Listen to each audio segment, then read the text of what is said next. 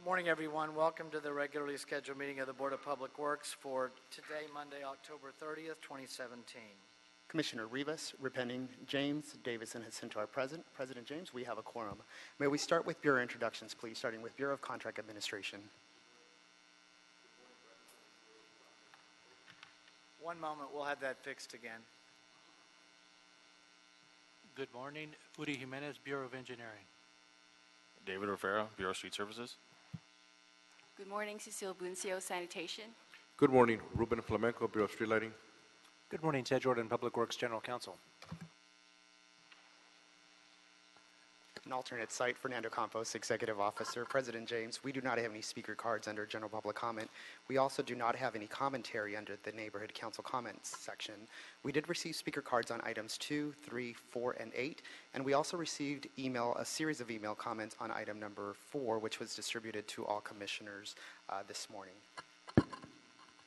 Okay, agenda item number 10 is the release of a stop notice from Construction Laborers Trust Funds for Southern California, transmitting the release of a stop notice in the amount of $3,184.13 for performing labor to Steiny & Company Incorporated, an apparent subcontractor in connection with the LAPD New Northeast Area Police Station.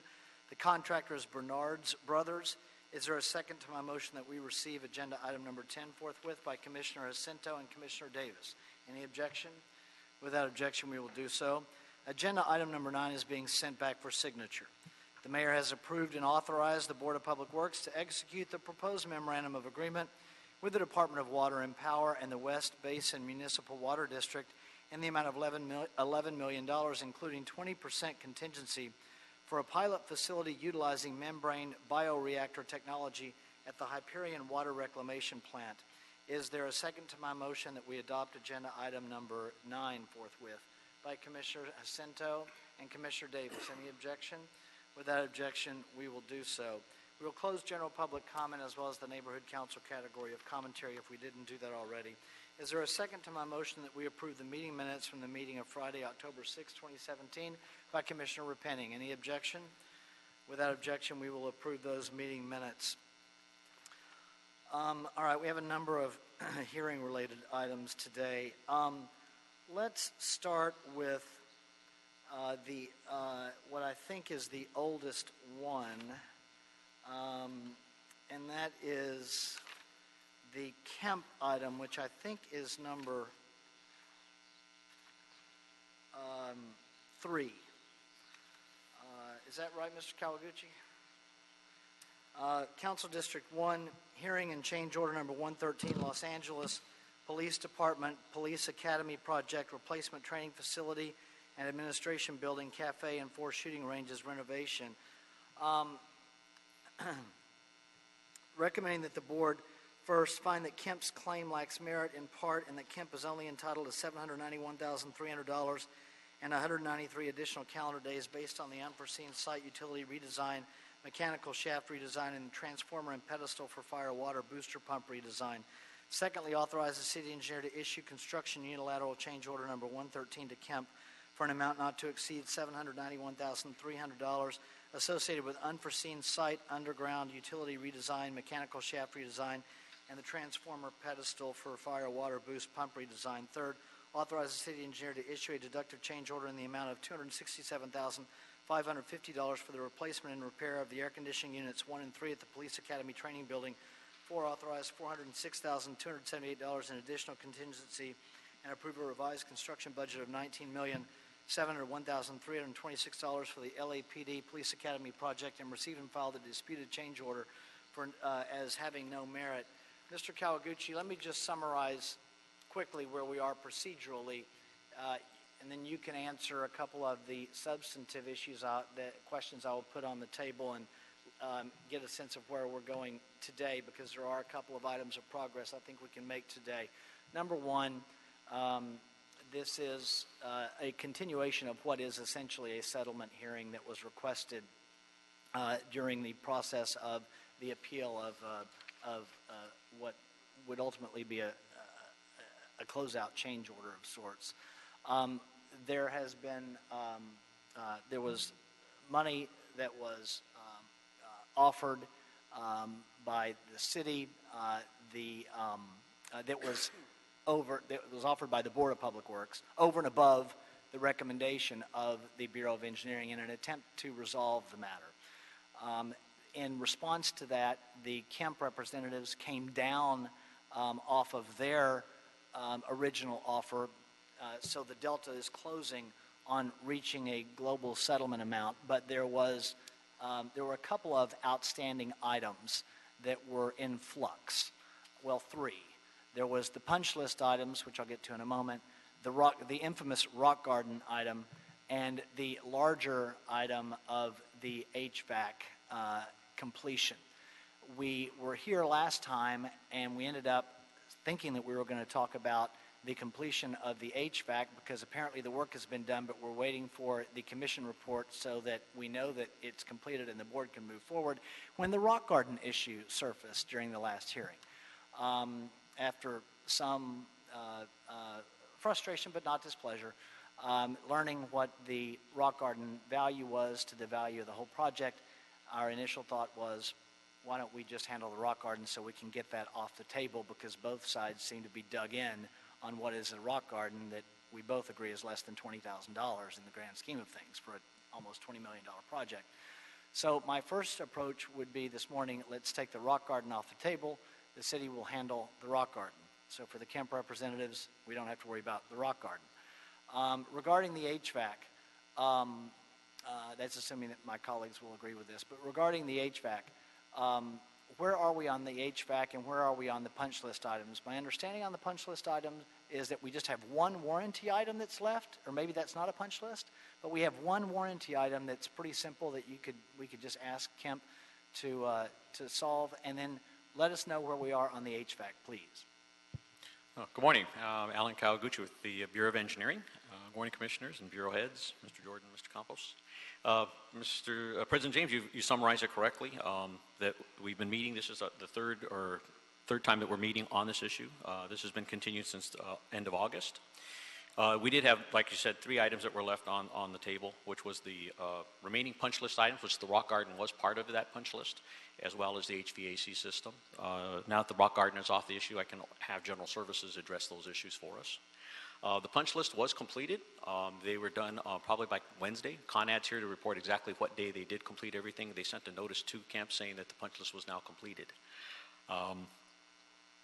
As far as the AC system comes, and I'll get back to one of the warranty items is that on Friday we had notified Kemp Brothers that our Red Hawk, which is a company that monitors our fire alarm system, had an error. They came out. They said the panel was burned out, and that we've sent that over to Kemp to replace as a warranty item. On the AC system, 2 weeks ago when I came, all the work was completed. We were waiting for the commissioning report at that time. I had told the board that we were expecting what they call the test and air balancing system to be completed, to turn that data over to the city so that the commissioning agent could finish roughly by a Tuesday or Wednesday of that week. That's why we were hoping that we could meet earlier, if possible. We got the testing and air balancing data back on Wednesday or Thursday of that week. Our commissioning agent looked it over on Friday. He noticed that the testing and air balancing was incomplete. He asked that these certain tests go back out. Kemp went out last week, Monday. They retested the fans, resubmitted everything back in as of late Thursday. The commissioning agent has rejected the commissioning. It had not passed what they call the airflows, and we've already notified Kemp that they need to retest these areas because it doesn't match our specifications. And that's about where we're at this point. So we have, the punch list is clear, right, Frank, Mr. Rinaldi? Other than the rock garden, which we're going to absorb? Yes, the final correction list has been completed by the contractor and signed off. What remains was the rock garden, which the board will address. There was fire alarm faults that are still happening through the building, and we're going to handle that through warranty work. What remains is the damage that was created for the replacement of the AC units, which was not included on the original correction list. There is some tiles that need to be replaced. There was a window that was removed and reinstalled and needs to be waterproofed and tested. And I'm not sure if that's been completed or not by the part of the contractor. In good faith, we issued a statement of completion to the contractor to let them know that the original list has been completed, and that will start and trigger the points for the release of the retention. Okay, thank you, sir. So, Mr. Kawaguchi, this issue on damage related to the HVAC, can that be encompassed in the completion of the HVAC so we have one nice package there? I would think so. I mean, Kemp Brothers might be easier to address that. I would think it could be done, but I would let them address it in terms of how they would replace it and what timing it would take. Well, I would rather them, can they work on that offline with you all? Than having to get into the weeds on that? They're going to need LAPD's permission to get inside the facility. Okay. So that has to be coordinated. But we can help them achieve LAPD permission to get into the facility. We did that last time. Yes, we've been doing that, and we will continue to do that. That's not a problem. Right. So how much time, again, do you need for the HVAC issue to be fully cleared? Because it's not fully cleared yet still, and we're 2 more weeks down the road. I would think 2 more weeks might be good. I don't know when. All the work is done, right? All the physical work is pretty much done. Like Mr. Rinaldi said, they're going to have to just still do some, replacing of the ceiling tiles because the damage was they pulled it out. I think these other items, they could be repaired in place, but I would let Kemp address how quickly they could do that. I would think 2 weeks should be time for them to get all this work done, turn that information back into our commissioning agent, for our commissioning agent then to review it and to submit a report saying it's passed. Okay, and then we can finally settle the matter. There is something, though, that I would like to do as a gesture of good faith, colleagues, for Kemp on getting this work done, because I know that the Bureau is relieved of it. And it's not, I know that this hearing sounds like it's been just a tenuous working relationship. That's not the case. The working relationship during this project, I think, was pretty good. We've been pretty happy. It's just wrapping this thing up. It has had to find its way into our lap, unfortunately, but here we are. Alan, when we do the final closeout global settlement of sorts, if you will, that we're trying to get to, that will move the liquidated damages aspect away, so that we, in essence, the ultimate settlement would result in a waiver of the liquidated damages issue, correct?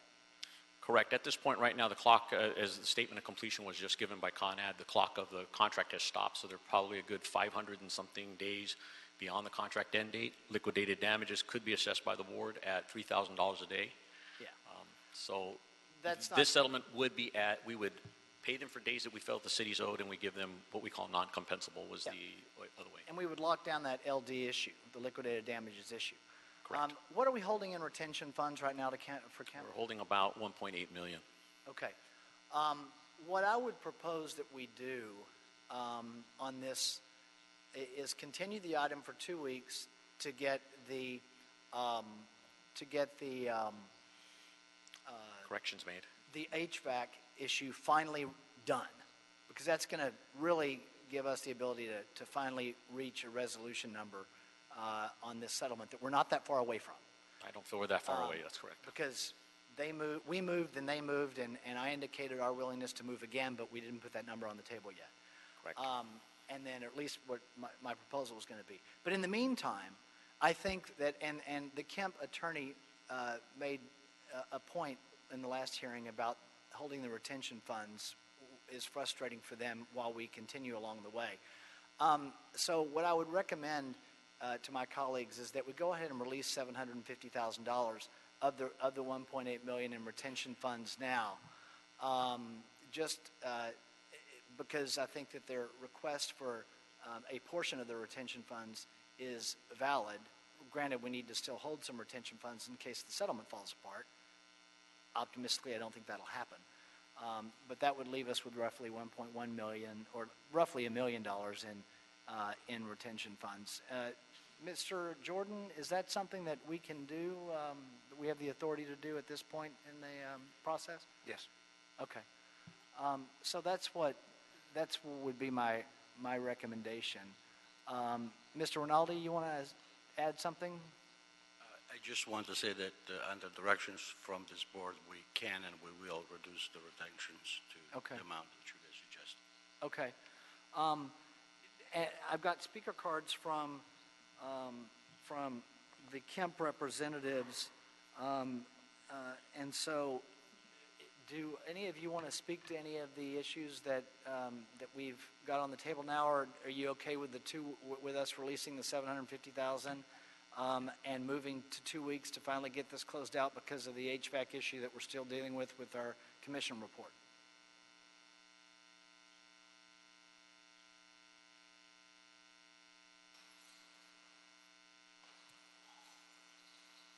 Good morning, sir. Richard Trop on behalf of Kemp Brothers. I mean, I guess I could say for Kemp that they wouldn't say no to getting some of the retention at this point, and not to, reiterate the position we made last time in too much detail. But, Kemp feels strongly. And no more rock garden, but go ahead. And Kemp feels very strongly that the $1.8 million should be released in full, and that prompt payment penalties continue to accrue from the time that retention would be due. I'm not here to belabor that point too much, but, just to remind the board, this hearing started 2 months ago because the contract requires a director's hearing on an affirmative claim. It's the last stop of the road on the way to litigation. So under the contract, Kemp Brothers is required to do this. It's been characterized as a global settlement because it sort of turned into that, but it was never intended to be. What it was intended to be was Kemp had made claims for certain monies and for certain days, and that was to be essentially adjudicated by this board, whether they agree or disagree, and from there we could go on and file a government code claim and file a lawsuit if need be, if it couldn't get resolved. What it's turned into is a global settlement where a lot of other issues are now being lumped into what started off with our claim. And I appreciate, and if we can get to resolution, it all makes great sense. Agree with that wholeheartedly, but we seem to be, here we are 2 months down the road, and we don't know what issues will be brought up by the BOE 2 weeks from now. So this continual... Well, that's not entirely fair, sir. I mean, we, with all due respect, I mean, the issues are pretty clear here. We're trying to get the HVAC done. We moved off the rock garden already, and I know that the lawyers don't always like settlements because it's less attorney's fees for them. I was a lawyer for 25 years. But for the client, I think a settlement is beneficial. And you did make the comment that, yes, it would be great if we could get there. And I feel like we're marching in that direction. But to say that there are going to be some surprise issues, well, then you start to nibble away on your credibility with the point you're making, and that's not helpful. Well, just to be clear, I'm not Kemp's lawyer. I'm not here as Kemp's lawyer. I'm a consultant. You're from Benchmark Consulting. Yeah. And I get no joy out of extending this under the auspices of generating fees. Okay, I don't think that's an accurate characterization of what we're here to try to accomplish. Kemp Brothers is out $1.8 million for a year. Okay, the issues that we're talking about are very minor, and $750 doesn't even come close to compensating them for all of that time. But I just want to put that on the record. If it gets continued over 2 more weeks, we'll be back and hopefully reach resolution at that point. Okay, thank you, sir. I mean, you're welcome. And just know that's what we want to do. I mean, we want to settle this case. The board overruled, in essence. We overrode what the Bureau recommended to pay more money to Kemp, and I signaled last hearing an indication to do that again, for even more money to try and get closer. And my next signal is I think it was you that made the request for the retention funds. And so to show good faith for 2 more weeks, we're putting $750,000 in retention funds back to you, back to your client. So you're having success there. I just want to try and get this settled, and I think that's the best way to do it. Well, I think we're on the same page there, so we'll be back in 2 weeks again. Yeah. And my message back is, and to the Bureau of Engineering, we're not intent on bringing a bunch of new issues up to try and throw a fly in the ointment of finalizing the settlement. Okay, thank you. You bet. Thank you. So is that okay, colleagues, with moving along here? All right. Then it'll be a 2-week continuance and the Bureau of Contract Administration has heard the issue on the release of the $750,000 in retention money. All right, great, thank you. Let's move to Walter Way. This is number 4. Council District 11, tree removal, 694 North Walter Way. Recommending that the board find that the project is categorically exempt under Article 3, Section 1, Class 3, Category 1 of the city's Environmental Quality Act guidelines, and there is no substantial evidence the proposed project will have significant effect on the environment and is in compliance with the California Environmental Quality Act. 2, find that none of the exceptions to the use of categorical exemption as set forth in Section 15300.2 of state CEQA guidelines apply. 3, specify that the Bureau of Street Services Urban Forestry Division, located at 1149 South Broadway, is custodian of the documents or other material that constitute the record of proceedings upon which the board's decision is based. And 4, review and approve the request for a fee permit to remove 3 California sycamore trees. Tree replacements are required. Mr. Tyson, on number 4. Let me try and frame what we've had the first longer hearing on this a week ago, right? Yes, sir. And where we had heard from lots of the community and such. And we now are faced with, and during that hearing we had an offer by the applicant. We're talking about 3 trees. They're protected trees. And during that hearing, the offer of the applicant was that we'll leave the 2 trees in the front, and we still have to take out the tree in the back. And that while that was movement and the community's side and the council office was pleased with that progress, it wasn't completely satisfactory to them. So we're back here for a few reasons. Since then, I understand that there's been a tree report regarding the health of the trees. And it sounds to me like we have dueling reports that have some inconsistency that needs to be resolved. So is that where we are? Yes, President James, if you'd like, I could actually start from the beginning and give a quick update real quickly. The update. I'm not interested in going back to the very beginning. Okay. The update as of right now is the second lab test came in from Dr. Heather Valier for the applicant. The trees were tested for Armillaria malea, which was found to be negative. Same results were found from Waypoint. When I testified that we, not testified, but came and spoke before the board, my advice was that the first samples were no Armillaria malea was found, that the trees could be retained out in the front, which were the 2 trees that were stated to have Armillaria malea. Tree number 3 in the backyard was not found to have any diseases prevalent at any time until now. The new report from Dr. Heather Valier claims that all 3 trees have spores in them, that is the Anatois species and Philonaeus tubulacata.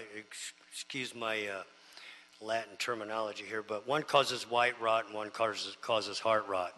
And both of these would be in the same field as Armillaria malea, not reversible to some degree, and over a period of time would affect the root systems until someday instability would happen and the trees would fail. With that said, prior to this, it was only thought that 2 of the trees had any diseases, and they were inspected. At this time, I feel that the disease, if prevalent, or if there, which is what Dr. Heather Valier has stated, she found, it's in the incipient stage, which means very beginning stages of decay, and it's not noticeable per se with the naked eye. I went out, I found no samples. Most of the samples that may have been there were already removed from the trees. However, I did not do excavation near the roots and dig down deeper to get other kinds of samples. So at this time, with the 2 different tests at the lab, the one lab not knowing if they actually did a study for these other 2 spores, the city would like to do its due diligence, and we would like to ask for continuance, and we would like to take our own samples and send them out to an independent laboratory so that we can get to the bottom of this situation. How long would that take? It takes anywhere from 10 to 15 days to get the samples there and back, and we have to also go get the samples. So, Mr. Tyson, just so I'm clear and the record is clear. So we have the applicant's tree report that says that these trees are diseased. And then we have, and you described what the disease was. And then we have the tree report from the arborist that was hired by the, we'll call it the community, that opposes the tree removal. And they say, their report says the trees are healthy. Trees can appear to be healthy and have this. Well, okay. Yes. Yeah, but well, is there a claim that the trees are healthy, or that they are healthy enough? What's the? It's if they have this type of non-reversible disease, the city has to make a stance and make a recommendation that. Well, but we, I'm asking what the report says from the community. The report from the community states that no tree risk assessment was done on the trees, that they just took the samples and sent them into the lab. Okay. So, so the only determination that we have right now of the extent of the disease of the tree, do we have one, and it's from the applicant? Yes, it's from Dr. Heather Valier, who is here in the audience today. And we also had this issue that came up last time when we had one tree expert that said A and another tree expert that said B. Or that would be something different, correct? Correct. So you're asking for time for the Bureau of Street Services to do an independent study because the applicant's tree arborist, we have no reason to doubt them other than the fact that they're a hired expert for the applicant. The community, they have their tree arborist, and we have no reason to doubt them, but they are a hired consultant for the community. You're not hired by either side, correct? That's correct, President James. All right. So what we'd prefer to do is have our Bureau of Street Services go out and do your own. That's what you're asking, is to do your own study, and you can recommend a tree removal or not based on what your study says. That's correct, President James. My job is to advise this board properly. Okay. I'm inclined at this point to grant the continuance, but I'm also the applicant is going to be entitled to speak. We had the hearing on this last time, but going forward, the applicant is entitled to designate one person to speak for them. The council office, either Ms. Cahill and or Ms. Harris, if you all would like to speak to the issue, depending on what the applicant says, then that's okay too.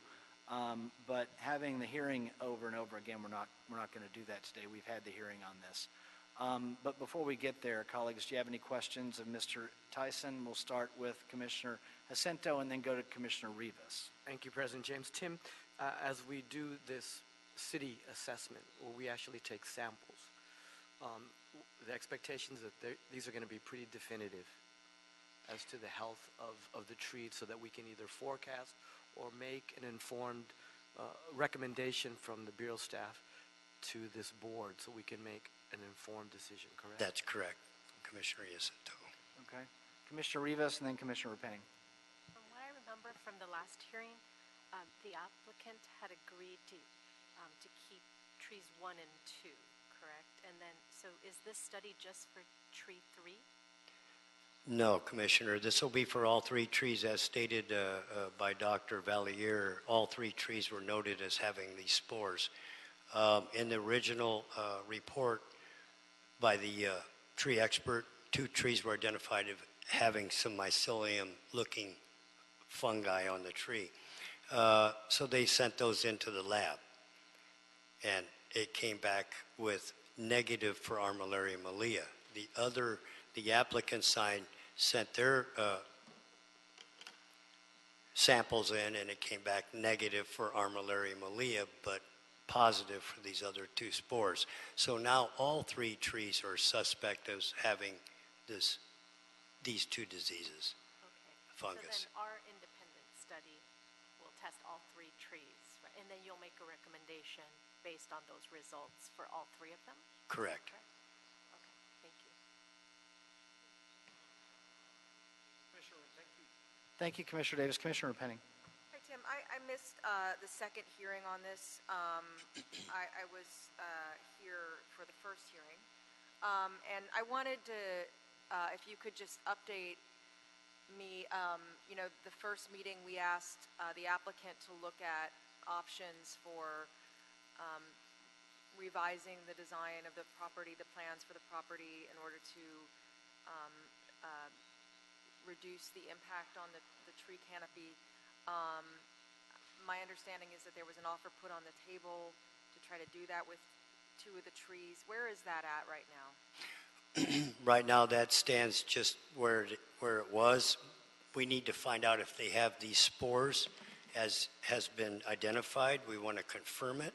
If they do have those, then they would be recommended for removal. So tell me, because obviously, there are not many diseased trees in our city. They can last for any number of years based on the type of disease that they have. Tell me about the spores. Is it a rapidly? Tell me a little bit more about this particular condition. I would have to say that I'm not the expert on how fast this can move through how fast it can move through a root system. These are the first time I've seen these 2 myself. I know that Armillaria millia can run fairly rapid. That's why we don't take any risk. There's associated risk with this as well if this turns out to be true. At this time, I think it's incipient decay from my own inspection of the trees. I didn't find spongy roots or anything of that nature. So, but our sort of standard policy from the Bureau of Street Services is when we find disease, the recommendation is to remove, because once the tree is diseased, it becomes essentially unsafe. Through period of time and not knowing exactly when that time frame would hit, you could do a risk assessment and say you have maybe 5 years, 4 years, this kind of a thing. But once it's in the root system of the tree, it cannot be cured. It could be a slow progression. It could be a fast progression. It depends on the environment around the trees. And the city recommends removal of trees that are in this type of condition, if in fact they are, and replanting of new viable trees. Okay, so we're going to go out and get additional information and come back in, and I'm in favor of that. Thank you, Tim. Thank you, Commissioner Penning. So, any other questions? Okay, so we'll go to the applicant. Sir, I don't have your card here. I'm sure it's in the stack. You can just tell us your name again. What? Yeah, I know you did, but you missed the hearing on this. He represents the applicant. You don't represent anybody on this. You're a member of the public, and there's no public comment on this. It happened in the hearing a week ago, and you weren't here. Go ahead, sir. Thank you, Mr. President. We appreciate that the commission wants to do the right thing and wants to take the time. We also are kind of suffering damage every day and month that passes, and the issue we have is... Can we have your name again? I'm sorry. Sure. Saul Restamian from Winston & Strawn for the applicant. Okay.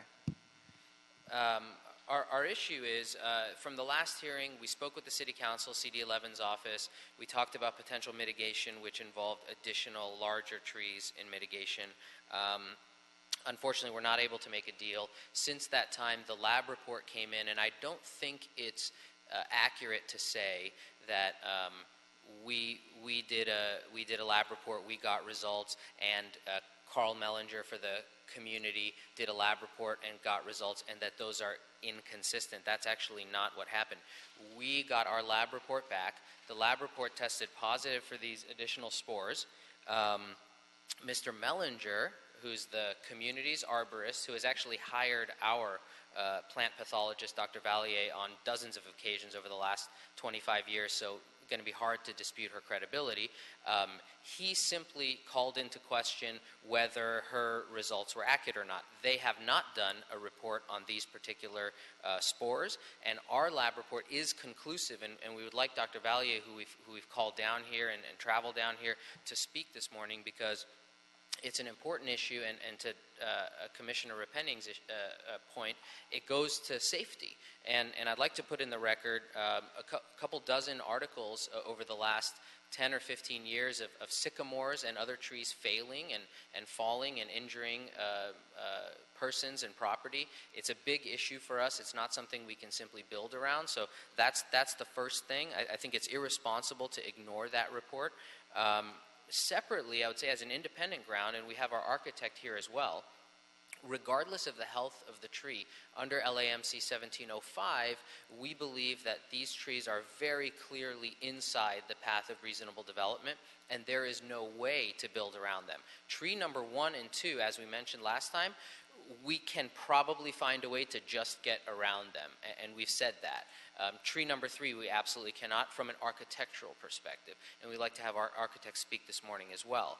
However, these are 2 independent grounds, and now that we've got this scientific evidence in the record, we don't believe the commission can ignore that and simply continue and continue, because what's going to happen next time, and I understand the point, which is we're just continuing one more time, and now the city's going to do the report, but what's going to happen is that the city will do the report, it'll probably support our position, and then the neighboring, the community's arborist will submit samples to a lab and maybe try to call into question what those samples are, and this thing is going to go on forever. So it started in August, and again, I don't mean to say I don't appreciate the time that was spent, because we've submitted a lot of paper, I see it on your desk, I know you've reviewed it, it's an important issue, but we believe there are 2 separate independent grounds, the tree health and the reasonable development. And so we would ask on the tree health for Dr. Valier to be able to be heard this morning, because I think it's very important to get context on that, as well as our arborist, Mr. McKinley, who couldn't be heard last time.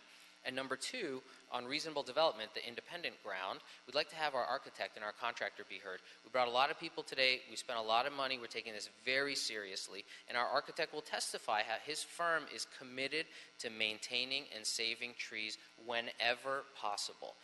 In this case, it's not possible, but we want to give the commission, if we're talking about informed decision-making, we want to provide the commission on the architectural front as much information on the specific reasons, soils, topography, R&R, the reasons, setbacks, why it cannot be built. So, with your leave, President James. I'm not excited about it.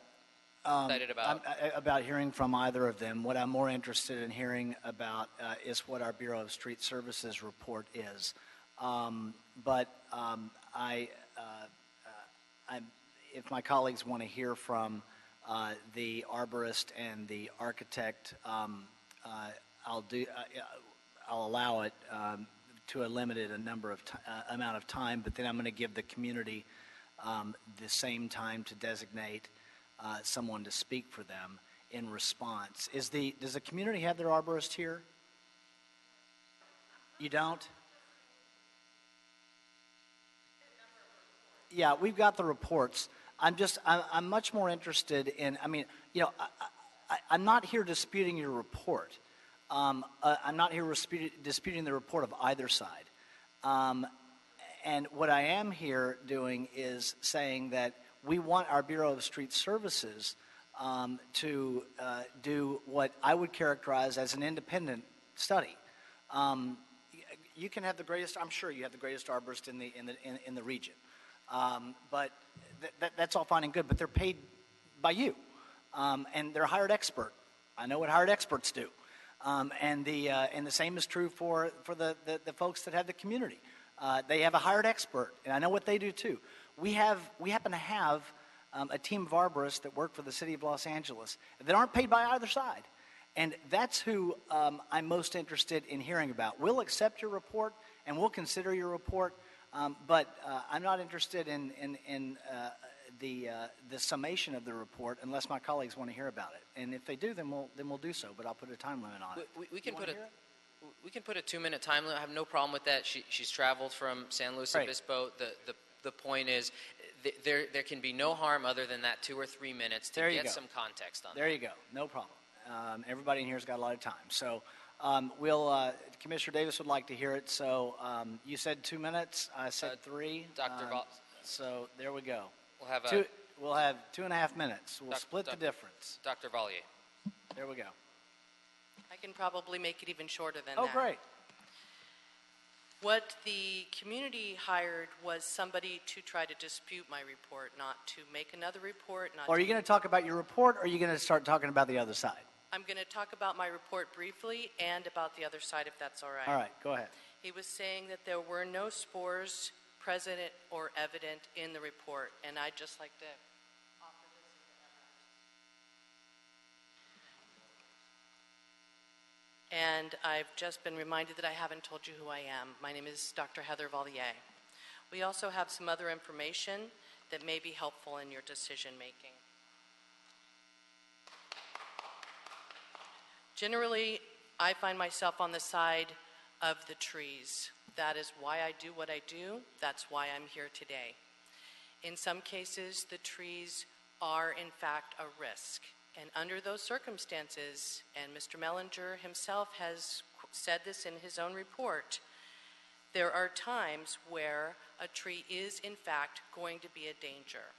He says that you can't predict when that's going to happen, and yet he goes on to say that the field data does not support these conditions. So based on the fact that these trees have a very serious disease that isn't going to be able to be treated in any way, I think is enough to say that they propose a risk beyond whether they're in the path of anything. If these were my own trees, I wouldn't keep them. Okay. Thank you. Any questions for Mr. Valier? Okay. Thank you, ma'am. And the architect as well? Yes, Angel Gomez is our architect. He's going to talk about the development plans of the property. And is this related to tree number 3?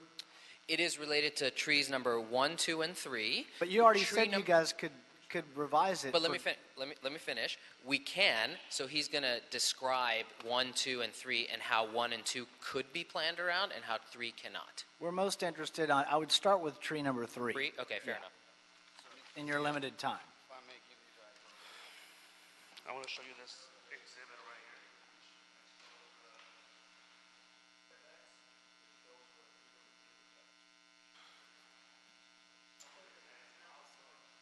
Yes. Yes. It's two different Okay.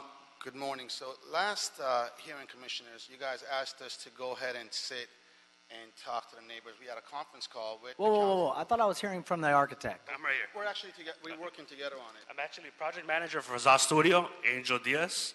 So a little bit of background with this project. Go ahead. When we got this project, we saw that there were 3 trees in the front, 2 in the front, 1 in the center. We designed the house initially without being able to save any trees. We revised our design to save the trees in the front. Now the trees in the front could possibly stay.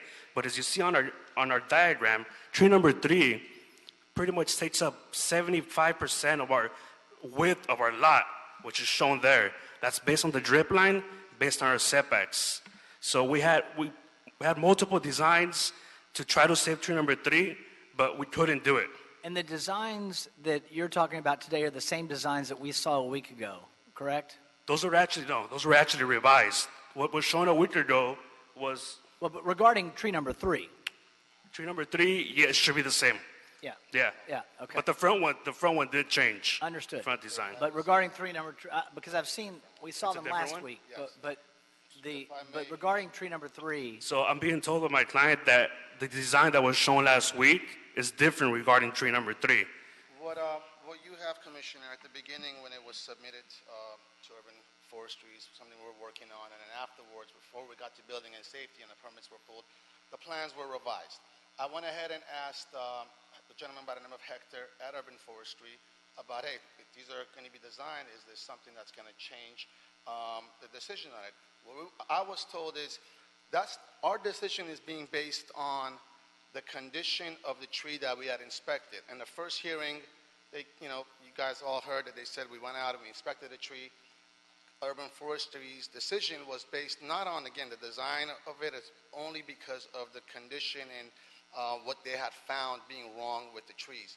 The design was not changed through the department. It wasn't resubmitted. It was totally my fault. It should have probably had been resubmitted, but it made no difference at all for the development. The new design also that was done, the tree was interfering with the development, so it had to go ahead and be removed. Talking with the arborist and Dr. Heather, she said the location of it, wherever it is, it has to be changed.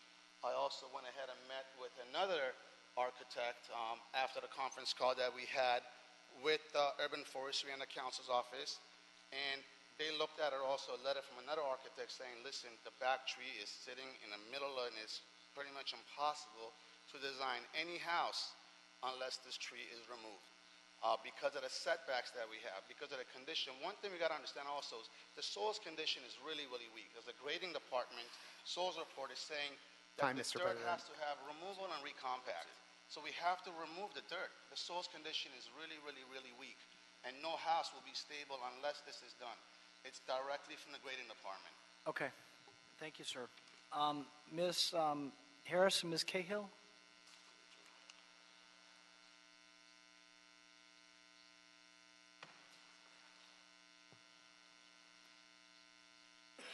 You both were involved, I think, in both hearings on this, and were here last week and spoke briefly in response to the request or the willingness of the applicant to leave trees 1 and 2, and we were still dealing with tree number 3. We now have this report. The Bureau of Street Services is asking for 2 to 3 weeks. Well, he said 10 to 15 days. That's 2 to 3 weeks to do their own analysis. What does the council office think? What's your response on this? Debbie Diner Harris. We are very supportive of Mr. Tyson's request to have an independent city review of the tree's health. I think that makes the most sense. He said, she said. They're both legitimate arborists. It's not fair to call their reputations into account. So I think that makes the most sense. We would, however, like a little bit more than 2 to 3 weeks, a month, just to make sure that we have enough time. Sometimes things go a little more slowly than we would like, and just to give us some more time if possible. And I think if the community would also like more time. I think there was a conversation they were having about looking into a land use attorney to see if they could look at the environmental documents to see if those were all appropriate. So having a month might make us feel a little more comfortable. Okay. Mr. Ty, thank you. Anything else, Ms. Cahill? And I would defer to Mr. Tyson on this, but I think my understanding is that to get an accurate test for these 2 fungi that are being discussed is that they do a core sample and do DNA testing on that. And so I'm sure that that's what he's likely planning, given the correspondence that's happened, although we haven't spoken about that, but I would request that that be done. And then in the interim, that the care of the trees be monitored by urban forestry as well. Okay, we'll confirm that with Mr. Tyson. Mr. Tyson, thank you both. We heard your presentation before. Just some clarification points. The type of review or testing that the Bureau of Street Services would do, is that consistent with what Ms. Cahill just requested? As far as doing a core test, I'm not so sure that needs to be done. If you drill holes into the tree, then you open up avenues for this pathogen to go right on in, if in fact it's not in there already, and that causes heart rot. So once you go through coat it, the fourth wall, then there's nothing to block that. So drilling holes into the tree is not the answer. What we need to do is take root samples, dig around the roots. Usually you can use air spades to do that, but if you use fine tools, you can take away the dirt without damaging a lot of the trunk of the tree and this kind of a thing, and get the samples where Mr. McKinley took his samples according to Dr. Valier's. test, that's where the spores were found. So we want to get samples from that area as well as the sampled areas where Carl Mellinger took his samples. That way we can have all the areas that were tested, retested. As far as the fact is, Waypoint, I don't believe, tested for any of these other spores. They only tested for Armillaria malea. And do you send this stuff off to a lab? Yes. Okay, and how much time do you need? It took 10 days for the one lab results to come back, and I think 12 days for the other one to come back. So we need to go out and actually take these samples from the trees and send them in. That's a 3-week continuance right there. Yep. Okay. Commissioner Penning, you have a question? Yeah, no, I just wanted to reiterate my support for taking the extra time to get, from the city's perspective, what's really going on with the trees. I hear the applicant's representative, concern about time. I would say that, the request from the city is to allow for the removal of 3 large environmentally significant trees. And, under the city charter, our board has jurisdiction over that matter, and we need to take the time that we need to take to find out really the health of the trees. Maybe you come up with more information, a different answer about whether these trees can be saved. We now have the applicant's adjusted design showing how that can be done. In my opinion, that would be a great win for everyone. So I appreciate you, Tim, providing that independent analysis. So as we don't have to haul everybody back here and then have to maybe do it again, as we've had to do on other items, 4 weeks from today is November 27th. President James, may I have one moment? So sorry to interrupt. What's it about? Is it about scheduling? It's about tree number 3, and our request is that. But that's irrelevant to what I'm trying to do here. What I'm trying to do here is find a date that works for everybody. I don't want to talk anymore about tree 1, 2, or 3. But the proposal is, can we do the testing on 1 and 2 because architecturally tree number 3 must go regardless of health. I want the testing done. We've got our Bureau of Street Services here. They're going to do testing on. Thank you for the question. They're going to test all 3. Okay. Thank you. So 4 weeks from today is the 27th, correct? That is correct, yes. Okay. So where does that fall in the? Is that after Thanksgiving? One day after Thanksgiving. Well, Thanksgiving's on Thursday, so. Correct. So that's a Monday, the 27th. Okay, so that's 4 weeks. It's almost 30 days. Is that okay, Ms. Harris? Thanksgiving vacations, are you guys back? I'm actually going to be out of town that day, but back potentially the next day. Okay, we can do the 29th, Wednesday.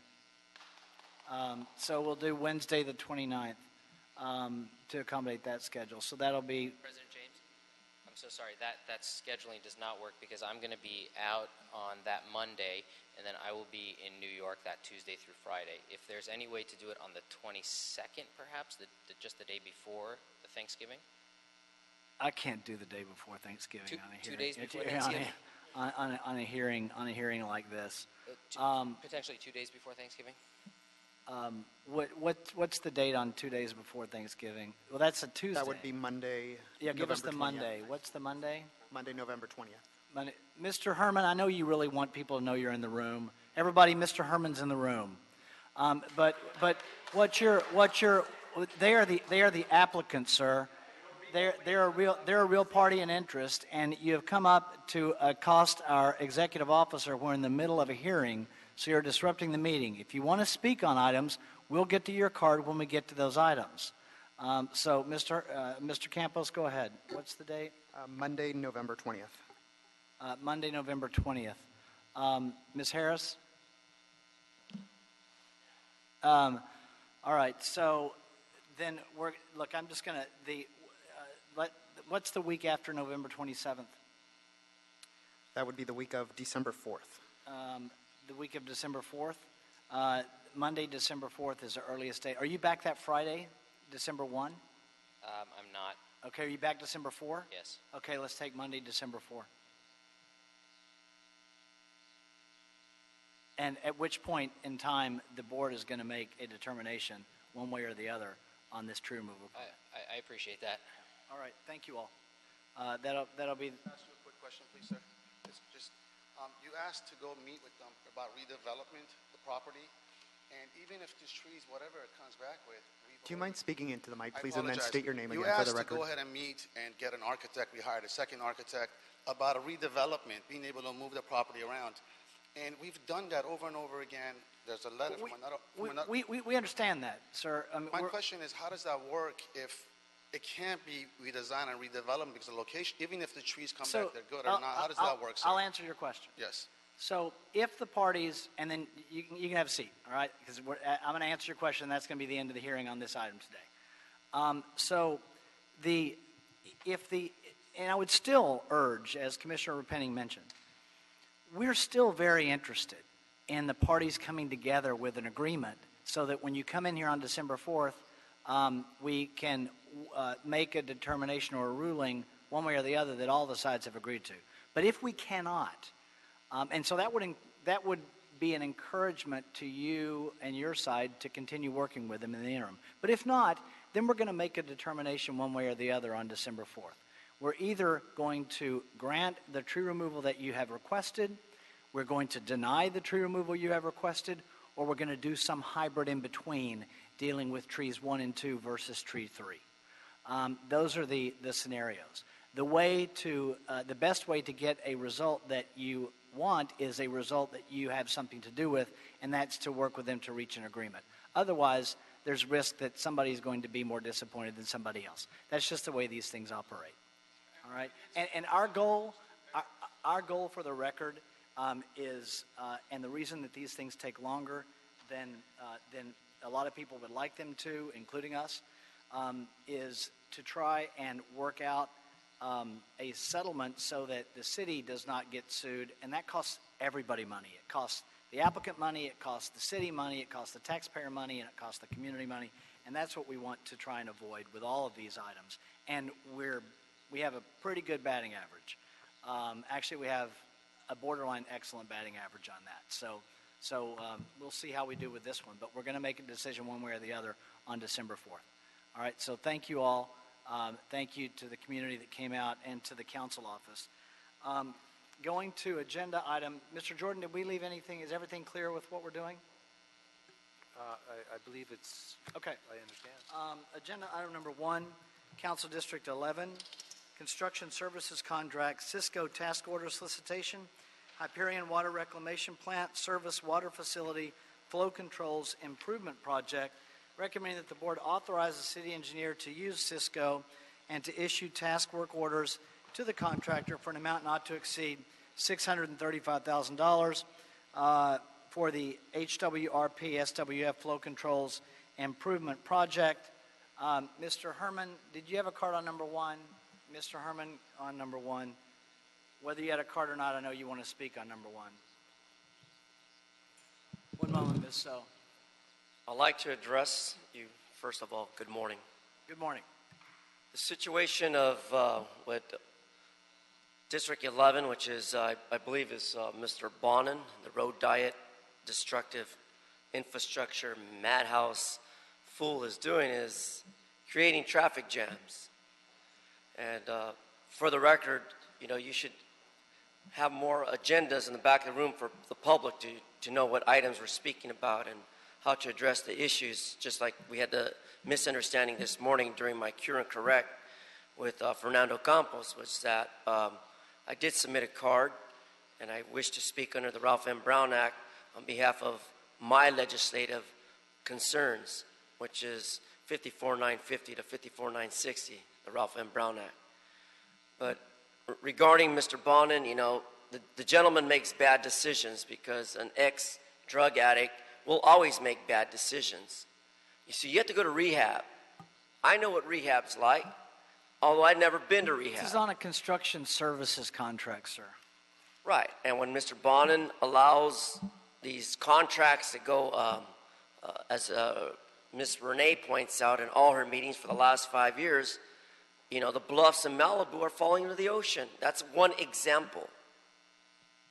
You see, Everything ties into money and the Jews who run policy, procedure, Regards and a contracts. construction services contract, sir. I'm Right. going to give you one more Right, admonition I'm to going stay back on onto topic, topic. and then I'm going to determine that you're I'm disrupting the reframing meeting. my situation to the point of explanation, you see.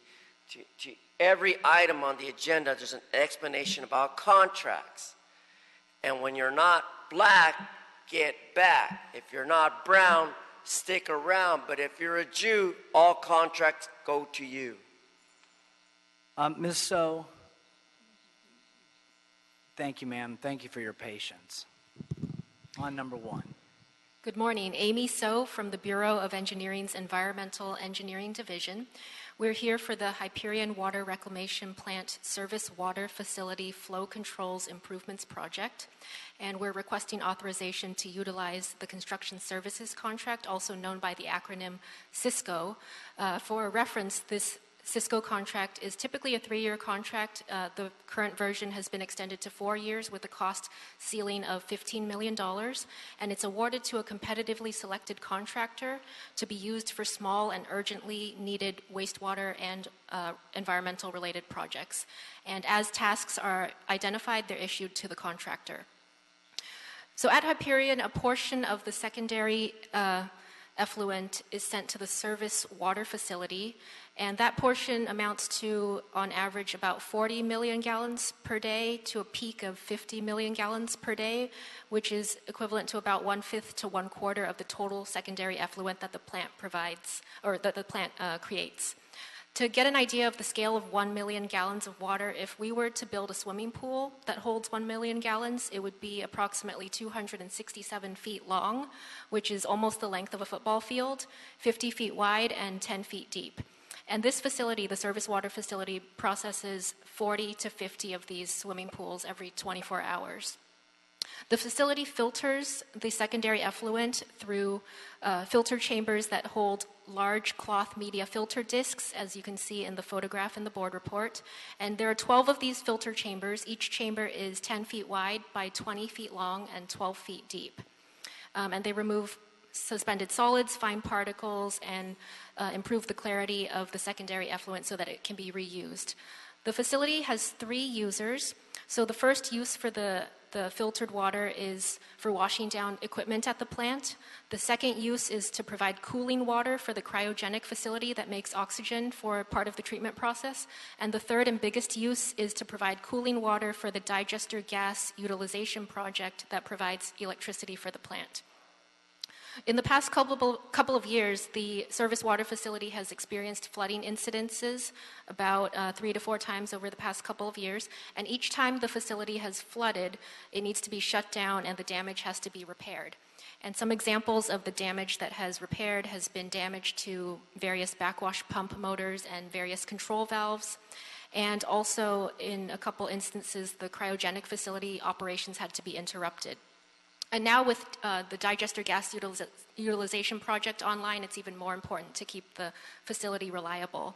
So this project is the first of 2 projects. The second project involves more heavy design, and that's currently in the design phase. But this project will provide controls for the various pumps at the facility. It will provide level sensors in different water sumps.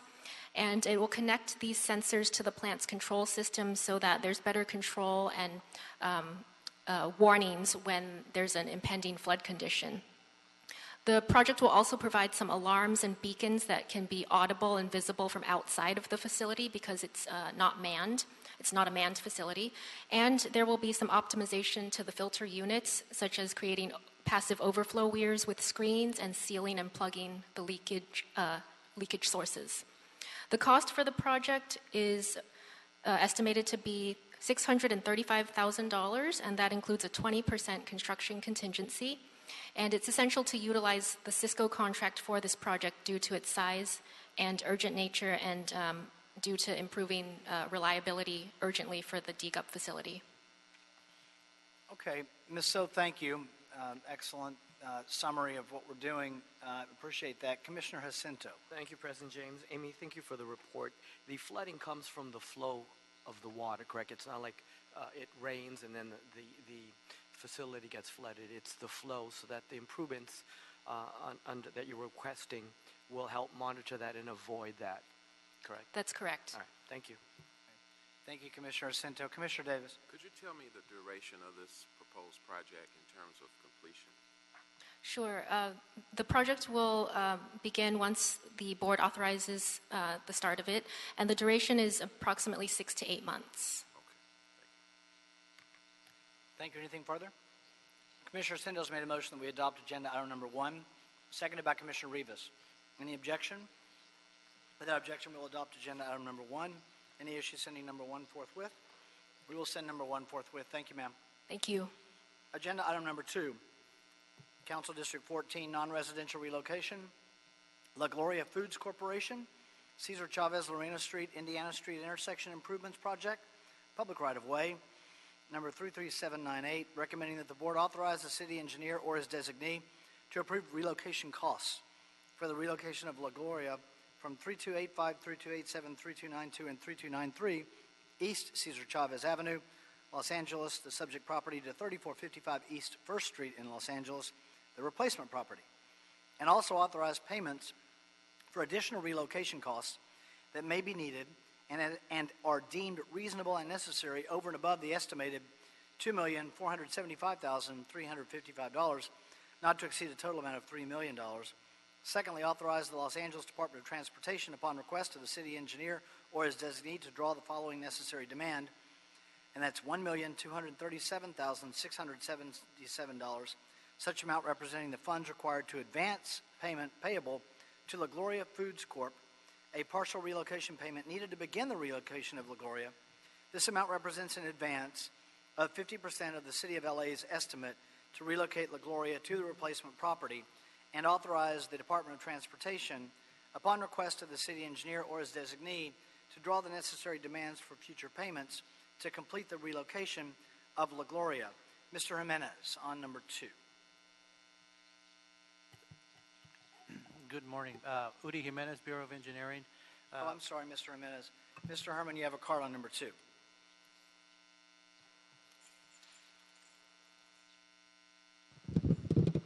Yeah, I recall those days growing up in Boyle Heights. I go back to the roots of my own so-called relocation. When Jose Weezer and Tom LaBonge and Herman Jason Wesson Jr., for the record, and the Sentinel, Danny Bakewell, wrote all those bad stories about Mr. Herman Armando, for the record, along with Wayne Spindler. But let's stay on topic here. When you talk about relocation, you fucking can't relocate in LA. It's too expensive. I just got through talking to Jimmy Gomez's office this morning. I just called Washington and left my report for Kevin DeLeon, Relocation Assembly Bill 1618. No fucked up place like home. So I know what I'm talking about when I come in here exercising 42 USC 1983. I want to see fairness. I want to see equal equalities on all grounds of relocation. Because I've been homeless since 2008, by design of the city of Los Angeles, designed by the pro temp, Mr. Davis and Danny Bakewell, who owed $3 million to Compton. That's relocation. Pay the brothers in my neighborhood of Compton. Pay the people of Boyle Heights relocation so they too can have equal access to housing, fair housing. And as Trump continues to investigate independent living discrimination on housing and relocation, this is the matter I'm talking about when it comes to fat, bald fucks like Jose Weezer. So for the record, Mr. Herman said, fuck the fat, bald fuck Jose Weezer. Mr. Jimenez. Good morning again. Udi Jimenez, Bureau of Engineering. So La Gloria Foods has been in business for a number of years at a place called 5 Points on Cesar Chavez and Lorena. And the proposed project is going to build a traffic circle. As a requirement of the project, the city has acquired the property and needs to relocate La Gloria Tortilleria to another location that they own and operate on First Street, which is maybe a mile away. A claim was made by the owner for the cost of relocation. The city assessed the claim and approved approximately $2.4 million of that relocation claim. And what we're asking the board is to approve a payment of half of the city's approved budget for the relocation. Okay, thank you. Any question for Mr. Jimenez before we go to a representative for the applicant? Commissioner Jacinto. Thank you, President James. What was the original claim from? It was a little over $4 million, $4.2 million. So basically, the process that we go through is we go line by item, and according to standard procedure, what's acceptable, we will come back with a determination of what we will allow, correct? Correct. And that was 2.4.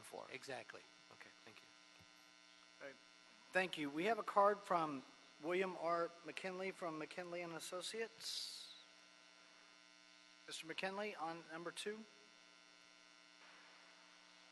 Okay. I guess Mr. McKinley stepped out. Is there any more questions on number 2 for Mr. Jimenez? Is there a motion on number 2? Commissioner Jacinto. I just want to confirm that there's been no written appeal of this settlement or any other correspondence, Udi? So the approved amount was communicated to the owner and the attorney of the owner, and since the approval was made, I believe that an appeal has been filed with the board. That is correct. Fernando Campos, Executive Officer. Commissioner Jacinto, to answer your question, yes, there has been an official appeal submitted to my office. That was received on Monday, October 23rd. We do have 60 days to respond to that appeal, and our office will coordinate with the Bureau of Engineering and this commission to set that hearing date in the near future. But that doesn't necessarily mean that we should not go ahead and grant this this initial payment so that the relocation process can begin, correct? Correct. They're completely independent. And what would happen is, is it your understanding that the appellant agrees with today's action, not waiving their rights on appeal? Correct. In the detailed response that we sent to the owner, we indicated that this would be, even the $2.4 million does not waive their right for a future appeal. Right. And so what would happen is both sides want the relocation process to start. This will enable them to start. The appeal will respond. If the appeal actually makes its way to the board, we'll make a determination as to whether or not we're going to pay anything over and above what we have already authorized. And that's the way the appellate process would work. Was that accurate there, Mr. Jordan? Yes, I think that's an accurate description. You might characterize this as an undisputed amount. Sure. And then what is on appeal would be the amount that is disputed. Right. Okay. Great. Anything further? Okay. Commissioner Santos made a motion that we adopt agenda item number 2, seconded by Commissioner Davis. Any objection? Without objection, we'll adopt agenda item number 2. Any issue sending it forthwith? We'll send it forthwith. Just for the record, the speaker card on number 2 from Mr. McKinley does indicate that they were for the proposal. Going to agenda item number 5. We did that one forthwith, correct, Mr. Campos? Yes, that is correct. Agenda item number 5, Council District 14, request for an 18-month term extension to the Southern California Gas Company franchise ordinance, recommending that the board approve an 18-month extension of the Southern California Gas Company natural gas franchise ordinance from December 31, 2017 to June 30th, 2019. Hard to believe we're going to be at 2019 in 18 months, actually in a year, subject to the City Council approval. And secondly, request City Council to adopt the proposed ordinance prepared and presented by the Office of the City Attorney to extend the term of the Southern California Gas Company natural gas franchise ordinance number 168164 from December 31, 2017 to June 30th, 2019. Mr. Herman, you have a card on number 5.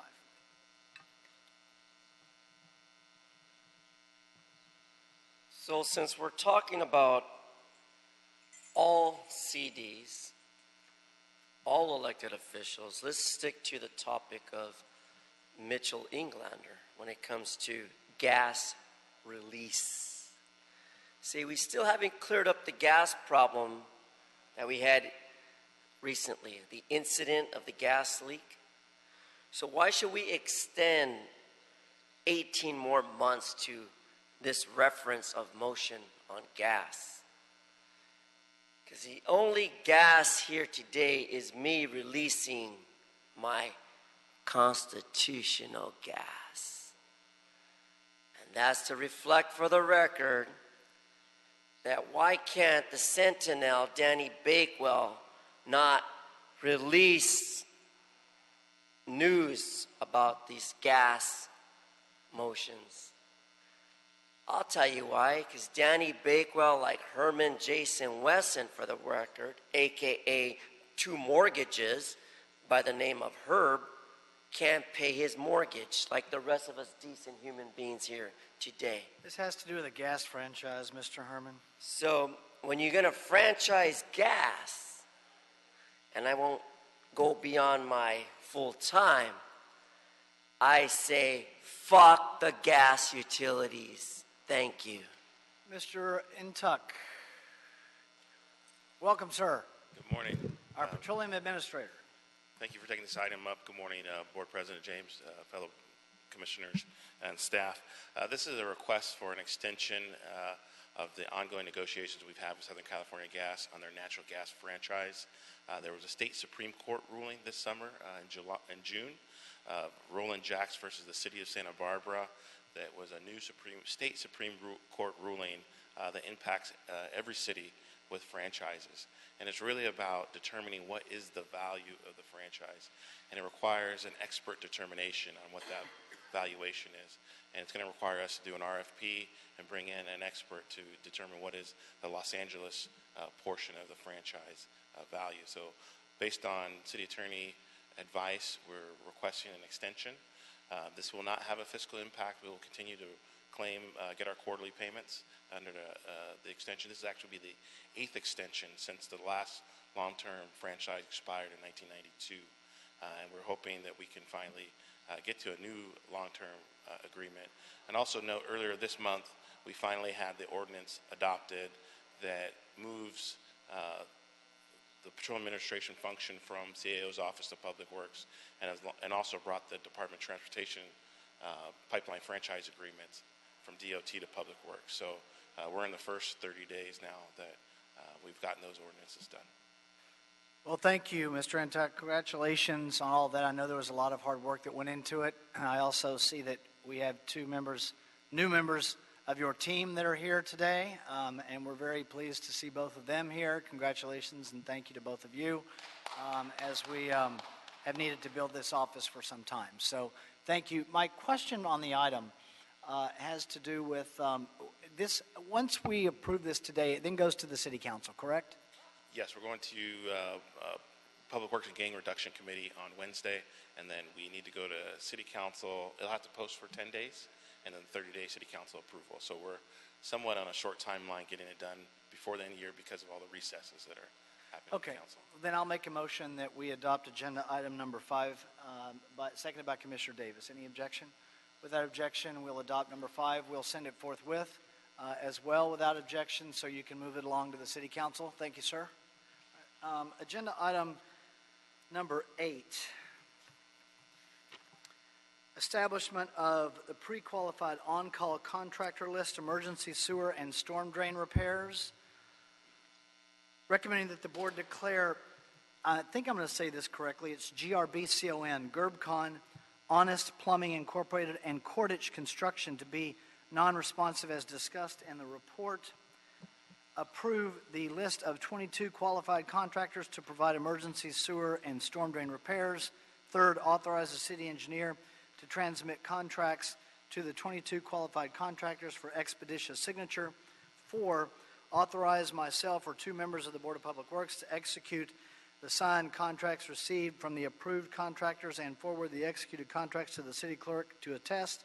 And 5, determine the initial order of the emergency sewer repair contractor list by a random drawing. The initial emergency storm drain repair contractor list will be the reverse order of the emergency sewer repair contractor list. And on number 8, let's start with John Del Caste. Del Case. Okay, so good morning, sir. Good morning. You can summarize it, and then we have a representative for GERBCON. Go ahead, sir. Okay, my name is John Delcase. I'm the group manager for the Emergency Sewer Repair Group. The current contract, which is a five-year contract, is going to expire on November 14th. And last fiscal year, we completed under Emergency Sewer Repair Program 450 projects at the cost of $54 million.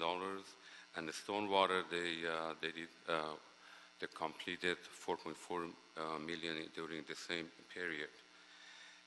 On April 28, the board authorized the city engineer to advertise requests for qualification, RFQ, to establish 2 new emergency sewer contracts. And the new contract that we have, it has some differences from the previous contracts. Very briefly, there is an added requirement that in the event of an emergency, the contractor must return the engineer's phone call within a time period specified by the engineer. Otherwise, the contractor is deemed to be non-responsive and will be moved to the bottom of the on-call list. 2 such incidents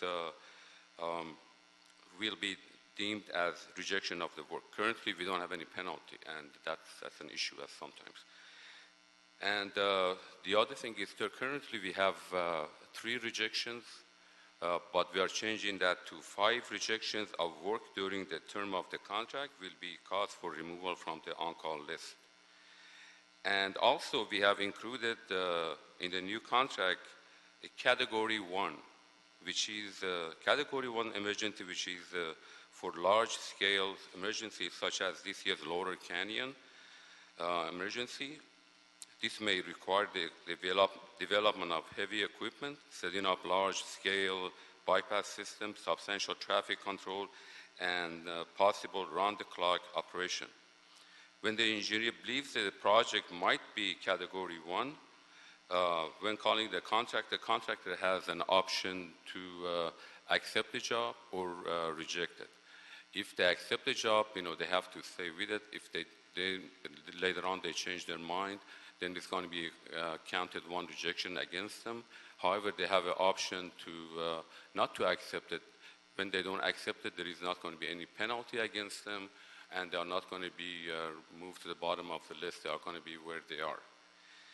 And so this is a major change. And we have gone through the process starting for RFQ on May 17, and then SOQs were all submitted. And we had a committee for SOQ review, which consisted of 2 from BCA, Bureau of Contract Administration, and 2 persons from Bureau of Engineering. So we review all that, and based on the review that we have, reviewing the packages, what we did was we selected packages were evaluated based on competence, compliance with mandatory submittal requirements, such as appropriate state contractor licenses, bonding and insurance capacity, experience with sewer and storm drain construction, ability to respond to an emergency, contracting experience with the city, and compliance with city standards. In accordance with the SOQ, contractors are recommended for the list with a qualifying score of 70 points or greater. Contractors that qualified as a local business enterprise, LBE, were granted an additional 8 points to the new evaluation score, such that the score awarded to LABE proposal is increased by 8 points to the total points. 2 packages from the following contractors did not receive the minimum qualifying score. One was GERBCON, GRBCON. Their raw score was 54.9. We gave them 8 points for LBE. The total became 62.9. And number 2 was Cordish Construction. Their raw score was 63.33. They did not receive any points for LBE, so the total remained the same. Based on that finding, staff has determined that the above contractors are not qualified. Therefore, we are asking the board to declare Gerbicon Inc., Honest Plumbing, and Cordish Construction to be non-responsive. The other 22 SOQ packages received a score of equal or above the minimum qualifying score. We are requesting the board to approve the selection of 22 qualified contractors to provide emergency sewer repair and storm drain as listed in the board report. Okay, thank you. Any questions for Mr. Delcase before we go to the speaker? All right, thank you, sir. Thank you. We have Cyrus, it looks like S-A-N-A-I-S, Sanais? Sanai. The law firm name is Sanai's plural, but Okay. my actual name is Sanai. Just so you know, sir, I don't know that we've seen you before, so Nope. if we have, I beg your pardon, but if not, we don't put a time limit on our real parties in interest. You represent a party that was attempted to be on the list. We just ask that you not repeat yourself. If you do that, I'm going to think that you're ready for us to move along. No, so go ahead. Well, first of all, I have provided packets that Yes. have exhibits for you, and I don't intend to go on for more than, say, 5 minutes. Go ahead. Because I don't think the issue is relatively straightforward, and it has to do with the finding that Gerbicon is insufficiently qualified to be on the sewer list. Gerbicon, we'll start out with what is the reality. Gerbicon is a new company. But the principal behind it, Gordon Gerberbach, who's sitting behind here, has more than 30 years of experience in this particular area in other companies. Now, the issue that we were facing, and we know this was one of the problems that arose, was that the focus is on the company, not in terms of the qualifications, not necessarily the people who are behind the company. And so we don't believe that we were given proper consideration of the actual experience of the individual, since at the end of the day, a company is no more qualified than the people who are actually running it and taking these jobs. So that was the first issue. But when I took a look at the actual qualification scoring, I think that it's pretty clear to me that there was some sort of manifest problem with the actual scoring. Some sort of what problem? A manifest problem of scoring that came from the scoring process of the Bureau of Contract Administration. And I'm going to walk you through three exhibits that are from the packet, and the fourth is the scoring sheet that was transmittal number 3 that was provided to you. Take a look at exhibit number 1. Exhibit number 1 was the original cover sheet. And if you take a look at the second page, it says, note, sections 2 to 4 have been intentionally omitted. So there was only 2 sections that were provided, which was in the RFP. One was a statement, a checklist of all kinds of qualifying documents that had to be provided. And then the 5th section was a qualifications list. You could find section 5 of that on exhibit 2. This was the list of qualifying public works jobs that have been performed either by Gerbicon or its licensed principal, Gordon Gerberbach. Now, in addition, we provided a list for Exhibit 3, which was the list of Mr. Gerberbach's experience extending beyond that requested specifically in the Statement of Qualification. But here's where it gets a little peculiar. If you take a look at Exhibit number 4, this is a printout of the scoring sheet that was utilized by the board and was transmitted to you. And when I looked at the scoring sheets for a Gerbicon, it had, in particular, in section 5, which is a critical section involving the experience, it had a score of 7 done by the Bureau of Engineering, and 0 by the Bureau of Contract Administration. It's not possible for my client to have been evaluated as a 0. 0 means it had no experience in this area of sewer contracting. So that's all this company does. And as set forth in our application, we have Gerbicon has done successfully completed jobs for City of Bradbury, City of Orange, City of Monrovia is currently a subcontractor in repair work for the County of Los Angeles. It has done emergency repair work for the City of Southgate, and there have been other jobs which were specifically listed. So when I see a summary that says that the company had zero experience, I think it is fairly obvious that some sort of manifest problem arose. Now, the other thing that I can't speak to is the deficiency in the qualification for Section 3. If you take a look at the qualifications for GERBCON did quite well in everything except experience, which we acknowledge we are a less experienced company because it's a new company. And then in Section 3, GERBCON's score was 6.9, while most of the other companies had 20s. I don't know what Section 3 is, other than it was a scoring by the department, by the Bureau of Contract Administration. So I can't necessarily address why the score is so low as compared to the others. I do know that there was no Section 3 that we filled out. So whatever that score represents, it is some evaluation that we can't penetrate behind. So based on, I think, the prima facie scoring that I see looking at this, I respectfully submit that there has been a manifest error in the scoring process as to GERBCON. And while I in no way would suggest that this board delay its approach in terms of approving the other companies that it has done, I think a second look for GERBCON is appropriate so that the board is certain and that we are certain that we've been evaluated fairly and on an even playing field that represents a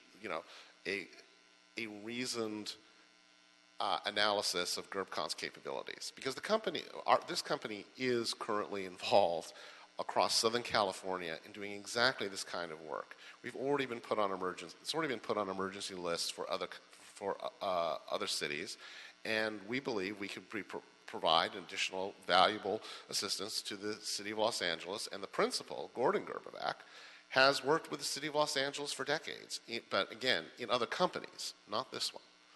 So that would be our request, that sorry, my litigator's background, that this board reject the advice and continue consideration as to the determination that GERBCON is not qualifying. Do take its normal course with respect to the other ones, and then perhaps instruct the staff members to interface with us, and so that we can at least understand what happened. And if we're satisfied that this was a fair process, we're not going to say anything more. But if it turns out that there's an error, then I think we deserve a second look. Okay. Thank you, sir. I appreciate. Do you have any questions? I don't have any questions for you. I have some questions for the Bureau of Contract Administration, but Commissioner Davis has his light on. He may have a question for you. I just want to confirm that you were not able to touch bases with ConAd with regard to the assessment they made on the value. That is not, if you will take a look in the the binder, you'll see that there is a letter where we spoke about our efforts. We had one staff meeting in which we discussed the issue of potential qualification, in which we went back and forth with staff about the question of how far the evaluation should be on the question of the principles versus the experience of the actual corporate entity. Now, we are aware, because we've been told by staff, that there have been exceptions done in the past where experienced contractors who had long relationship with the city but had formed a new entity had that kind of background essentially evaluated and taken into consideration. And it's our view that is what should be done. But the other aspect, which we have no idea about happening, is this evaluation or Section 3, because we don't know what it was. I mean, we acknowledge that in terms of the... So you did not get an opportunity to touch bases with ConAd with regard to their score? No, we have not had that we have made that up. We did make an effort to that. We did not get it back because we only discovered this last week. So that's when we were for.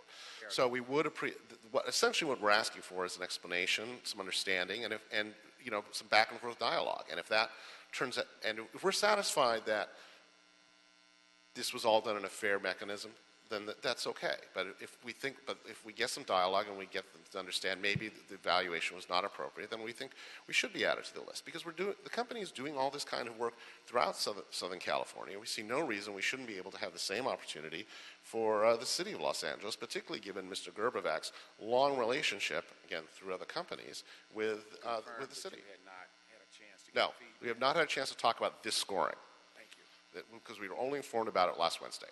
Thank you. Okay, thank you. Okay, Mr. Delcase? Are you with engineering or Con Ed? I'm engineering. Yeah, that's right. Yes. So And my question is, where did he get this scoring? Because we have not given this scoring sheet to anyone. I mean, where did he get that? What he's referring to, all the scores, different sections, this wasn't anything that we gave any score, and I don't know about the validity of it. Where did he get the scoring from? Yeah, I don't know. We'll ask that question. But is there somebody here from Con Ed that worked on this?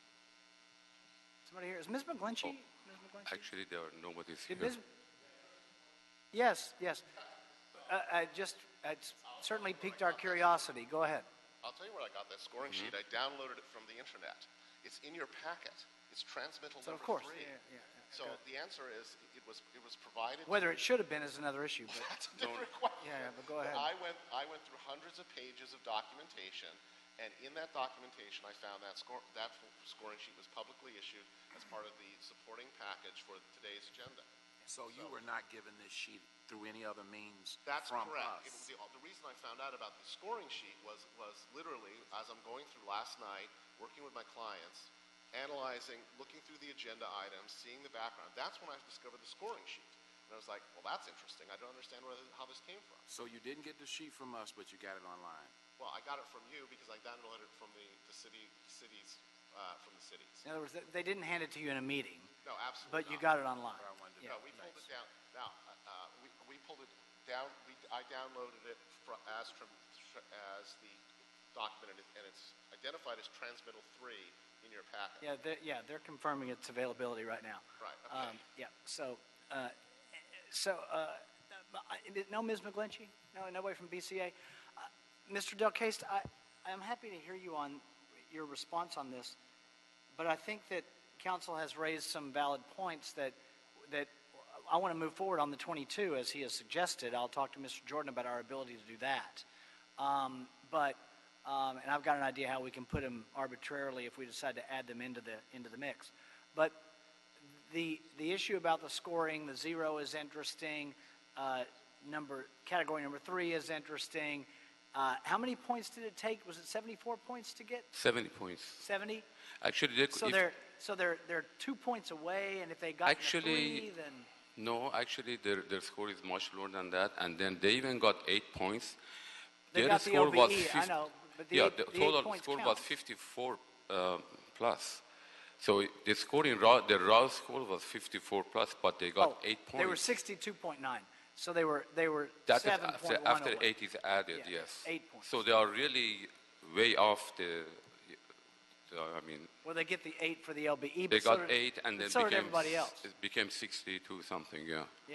Yeah. And then in terms of what gentleman is mentioning, it really is about not having enough experience. This is all about he's talking about maybe someone worked somewhere or different places and all that. But when we look at the company doesn't have enough experience, and Con Ed is the one primarily actually they didn't score them because they said based on the company name they don't have enough I've got to hear experience. from Con Ed because I'm a little concerned about a new startup company. We don't want to discourage people from starting a new company. And so I'm a little concerned that if we're just looking at the company and we don't look at the people behind the company, then as the council mentioned, then we're missing an opportunity for people to get on a list. But maybe even worse is we're somehow unintentionally discouraging people from starting their own companies, and that's maybe an unintended consequence. If you like, we can set up a meeting specifically, discuss about those separately. Who But we worked can go ahead and then make I can actually arrange that, and then we can go ahead and, because we don't want to delay this, because We're not going to delay the 22. 22, then but- the other one, I'll be happy to set up another appointment, and then with Con Ed and any of you are interested in, and then we go over the issues and we talk specifically. Yeah, did Ms. McGlinchey work on this for Con Ed, do you know? Who got, Mr.? Linda McGlinchey? No, I don't know. You don't know? Okay.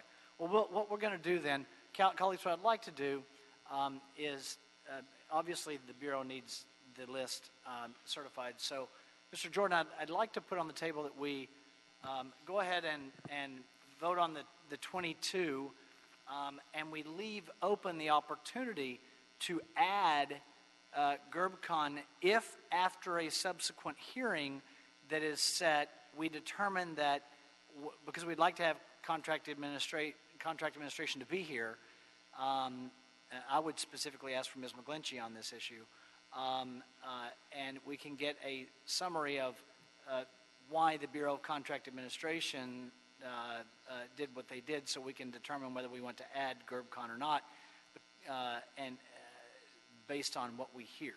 So that would be what I would propose. Can we do that, Mr. Jordan? Yes, we've had other situations like this where the board has, before a list of pre-qualified contractors, and then for one reason or another, a firm that is not on the list has raised issues that would cause the board to have a further inquiry. But so what we've done is we've allowed the existing recommended list to go forward. We put them in the random order and everything, and then if further review, the firms that were left off initially do get added, they can be added to the list, and we can redo the random order. The only one I would consider adding is the one that showed up today. So, okay, I appreciate that. For the record, however, in looking at the transmittal number 3, which was the document in the materials, yes, one of the firms listed in the board report as being non-responsive, Cordich, according to that summary, has a 70. Has a score of 71.3. I saw it, yeah. So it's unclear to me why there's a discrepancy. Yeah. Well, the reason for that was actually the score, the raw score wasn't that. However, when they did not get the LBE 8 points, and that was, it was based on the assumption they are going to get that point. However, when they checked, they found out that was actually, they never applied it, so they are not getting the 8 points. And if they were getting LBE, like GERBCon is getting, they would have been qualified, but they didn't get the 8 points. Okay, with that explanation, I'm satisfied. Yeah. I know they're not here, but I just... That was referenced in the board report on that. Oh, yeah. The LBE. Yeah. Okay. All right. Anything further? Yes, Commissioner Cento. Thank you. I'd like the discussion for this, because it seems that there is, the council raises the point, so instead of an offline meeting, I'd like that to come back to here us. in the hearing. And especially to talk about issues of the Bureau discretion, if there's been any discretion applied in the past. We want to see a consistent application of our procedures. Yes, we have it. We can show them all to you. So we'll do that. I would recommend we do that in front of the board. Sure, no problem. Great. Then what I would do is make a motion that we adopt agenda item number 8 for the 22 firms, seconded by Commissioner Commissioner Davis. Any objection? Without objection, we'll do that. We'll leave the item open, though, going forward for, I would say, Mr. Sinai, is it a week from today okay for you?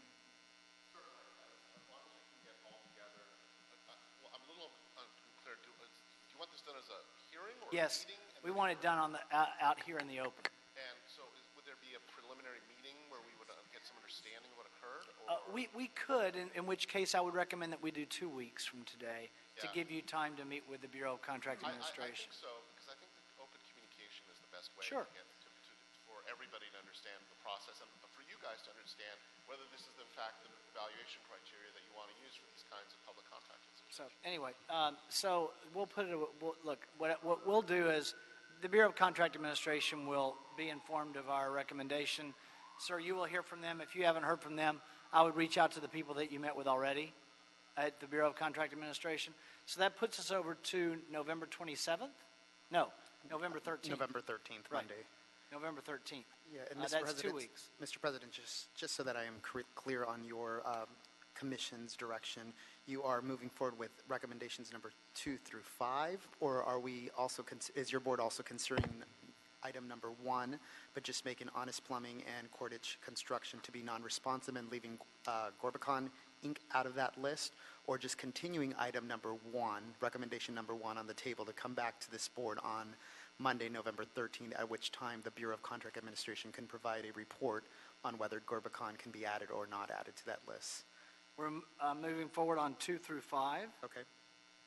And on number 1, we're leaving number 1 open for a future hearing as it relates to Gorbicon. Okay. But as it relates to Honest Plumbing and Cordage Construction, my motion would be that they be determined to be non-responsive as discussed, and there was no appeal by them as there was by Gorbicon. The other recommendation, since we're making, since this board is making a motion to adopt this report as amended, giving us the opportunity to amend transmittal number 3 that's listed on our website and that's attached to the report to update that scoring sheet for, I believe, Cordage Construction that indicates that it does have the LB, when in fact the testimony here says that it's not. So if it's okay with your board, we'd like to also make that amendment in the report. Whatever's correct. That was verified by BCA, actually. Because Mr. Jordan, what do you think? Should we leave Cordage open for a determination and confirmation on the LBE number? Because that's determinative here for them. Well, without Con Ed here, it's not clear to me what communication was made with Cordage. Was Cordage advised that the board My understanding is they were. That the board would be considering a determination of their I non-responsiveness? think the safest thing to do is to leave it open for them. When I even talked to them, actually when it initially happened, I let them know way ahead of time, and then he was in San Diego when I called him up, and then he said, oh, my secretary didn't submit it on time, and he admitted that. He said, oh, well, so. Well, Commissioner Davis would like to leave it open. I think so. I think that's prudent given the discrepancy on the documents. So regarding we're moving 2 through 5. Regarding number 1, Honest Plumbing is being declared as non-responsive. We're leaving the issue of number 1 open on Gorbicon and Cordage for clarification at a hearing 2 weeks from today. In the meantime, counsel for Gorbicon is going to reach out to BCA. So do we need to do a random selection of 1 through 22? Or is that already determined because we're going in reverse orders? You see that issue? Where we draw numbers out of a hat? Not recommended by the Bureau at this time, but I will defer to Mr. John Dalcast. I think we are going to, my recommendation, we just go to the 22, we are confirmed, and then do the random selection through that, and then so this can be added anytime in between, but in random selection, I think, since we don't want to delay the process, I think it's good to start with that 22. So making the random selection now, or making the random selection after the determination? Commissioner Cinto wants to speak on. President James, I would only, if we insert later at a date Gorbicon, that might affect the selection process if we do that now. Yeah, but, do you have work that needs to be done now?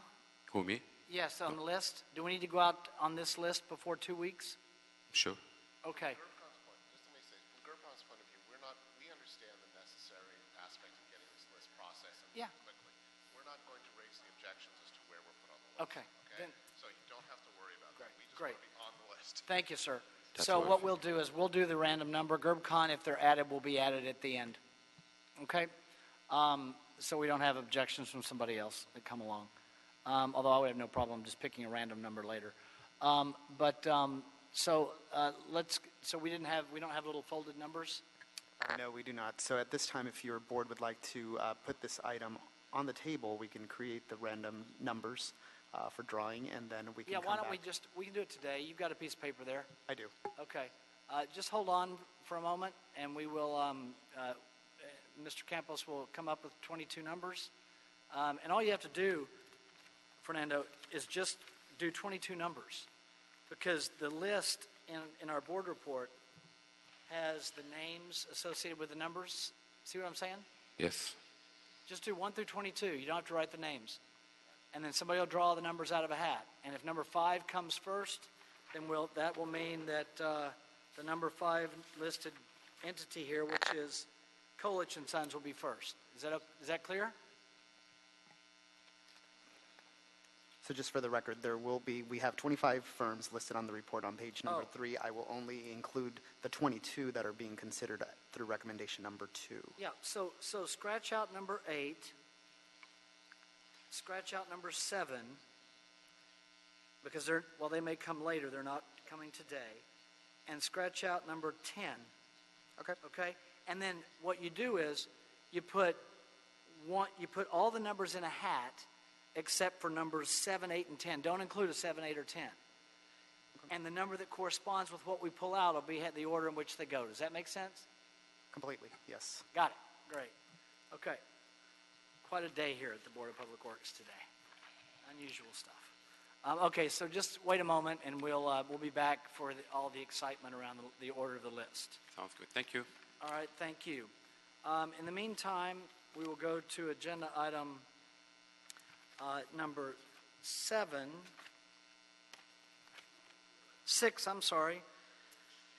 contract acceptance, maintenance hole resetting. I always love these. Recommending the board accept the contract. Mr. McReynolds, sir.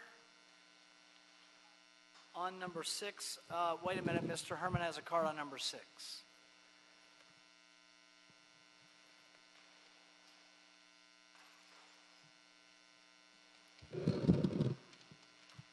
It's a human number, 666.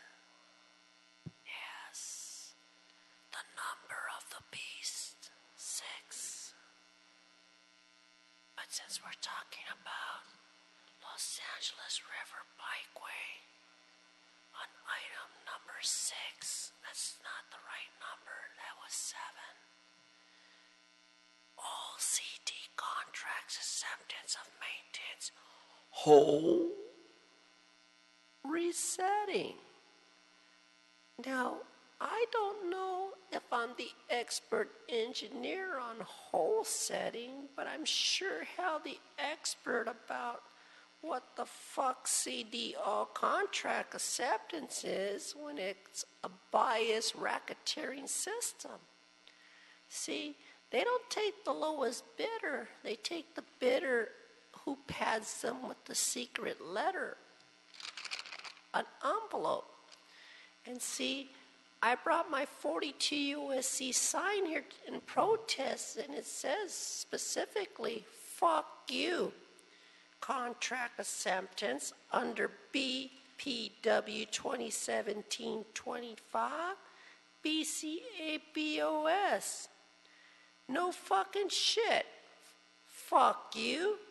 Because I'm not accepting any maintenance hole until you hire minorities to work the fucking holes. This way, all the niggas who dig holes can get equal access to fair bids. And this way, as brought out on your record of joint reports number 6, this contract falls under the WO, so I can make an MOU. 2 minutes. Mr. McReynolds on number 6. Yes, good morning. Brett McReynolds, Bureau of Contract Administration. Good morning, President James, commissioners, colleagues. Maintenance hole resetting on January 10th, 2014. Your board executed this contract in the amount of $1,638,660 to the company Manhole Adjusters. The project consists of raising maintenance holes throughout the city associated with paving projects. 14 change orders were issued, increasing the contract by 136.52%. And however, that was 4.95% below the budget. The change in cost is due to the nature of the on-call contracts. Essentially, these crews follow paving crews around the city, and work is added as needed. All work, including final corrections, were completed January 23rd, 2017, and the retention and disputed funds were released thereafter. Contractors complied with EEO and labor compliance requirements. There are no unresolved issues and complaints and no disputed funds. Are there any questions? I don't have any questions on number 6. Anybody else? Nope. Is there a motion that we adopt agenda item number 6 by Commissioner Rivas, seconded by Commissioner Davis? Any objection? Without objection, we will adopt agenda item number 6. Agenda item number 7, Los Angeles River Bikeway between Winnetka and Mason Avenue in Council District 3, recommending that the board accept the contract. Mr. Herman, you have a card on number 7. Look at here, ladies and gentlemen. It's the Jew Boy District of CD3. Now, I like River Bikeway Paths because you rarely see African Americans on them. Only people living on the riverbeds on the bike path are the veterans of America and the homeless population, like myself since 2008. That's where I should be today, instead of fucking with white niggas too. I should be out on Winnetka and Mason Avenue fucking on my bike.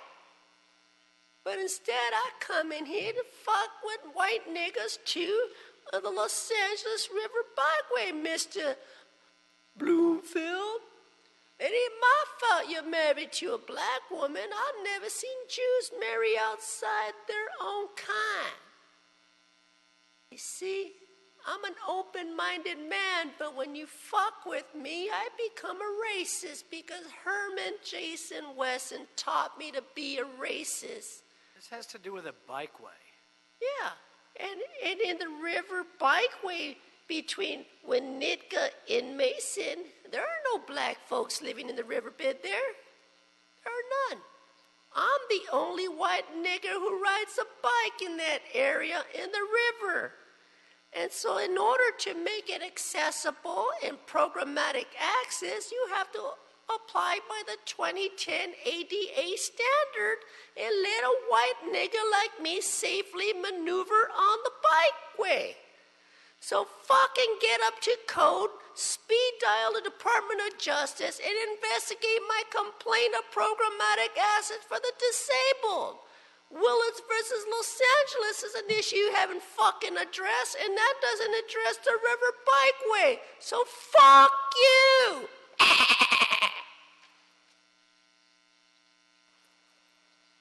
Mr. McReynolds on number 7. Yes, Brett McReynolds, the Bureau of Contract Administration. Here to request that you accept this contract for the LA River Bikeway, Winnetka to Mason. On July 25th, 2012, your board executed this contract in the amount of $4,616,304 with Ford EC Incorporated. As was mentioned, this is also in CD3 in West Valley.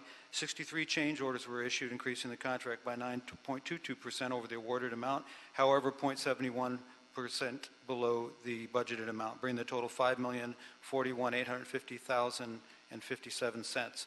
The change impacts were due to differing site conditions. We encountered groundwater at a higher level than anticipated. All work included in final corrections were completed on June 3rd, 2015, and retention released thereafter. There are no undisputed funds and unresolved issues, and the contractor did comply with EEO and labor relations or labor requirements. So we ask for your acceptance. Any questions on agenda item number 7? Commissioner Davis. So this contract was completed in June? I'm sorry? The project was completed, the construction of? Yeah, the construction, I don't have the actual field acceptance, but the total contract was completed in June. Okay. And then in terms of the individuals who got to work on this, the business inclusion project, in terms of that, was what? What was the inclusion on this? It was local. This is a locally funded project, right? It's not federally funded. Portions of it were federally funded. Oh, it was? Yeah, there were portions of it. There's multiple funding sources. How did we do on the inclusion on this project? Well, I have to refer back to the board report for the actual percentages, but the contractor was awarded with a bidder's pledge of 7.24% MBE, and I think the participation levels were brought in at 16.45%. We have a long relationship of working with Ford EC on other contracts successfully. Anything further? I'll make a motion that we adopt agenda item number 7. Thank you. Seconded by Commissioner Davis. Any objection? Without objection, we will do so. Any issues sending number 7 forthwith? We will send number 7 forthwith. Dr. Campos, are we ready on our random drawing? Yes, we are. I see Mr. Louis sitting in the audience. Sir, you are pretty close to our executive officer there. you can walk around as one of our excellent presenters at the Board of Public Works, and you will call out a number, and then I will read the corresponding company that is going to get to go first. Great. Thank you, Mr. President. Fernando Campos, Executive Officer. Just to be clear for the record, I used the list that's posted on page number 3, 1 through 25. I removed item number 7, 8, and 10, or firms number 7, 8, and 10 from the list, with the understanding is that number 10, which is, number 7, Gorbicon Incorporated would be added to the end of the list after this drawing. No. If the Bureau of Contract Administration provides the information that's necessary for this board to determine to add it to the list. Yes, if Gorbicon passes the next step, then they will be added to the end of the list.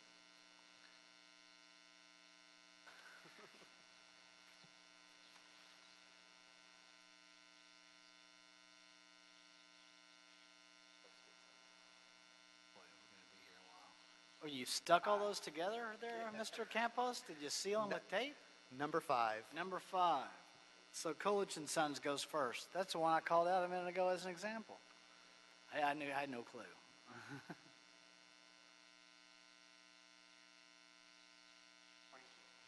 Number 23. 23. Valverde Construction is 2.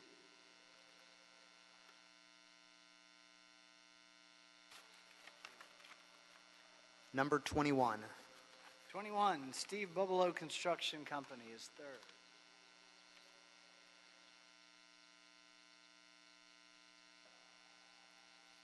Number 11. The Agile Corporation doing business as Lee Construction is next.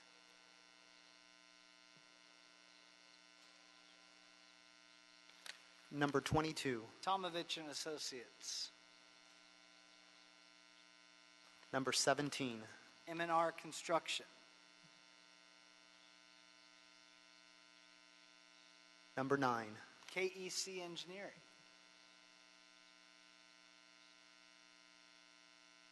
Number 1. Atlas Underground.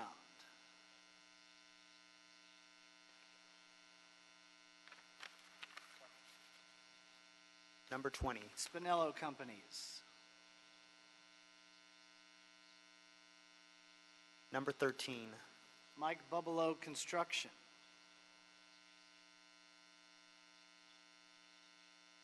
Number 12.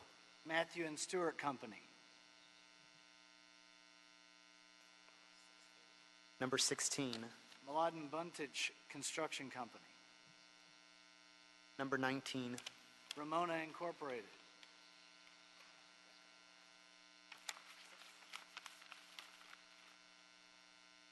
Number 6. Ferreira Construction doing business as Ferreira Coastal Construction. Number 14. Mike Perlich and Sons. Number 2. Bali Construction. Number 25.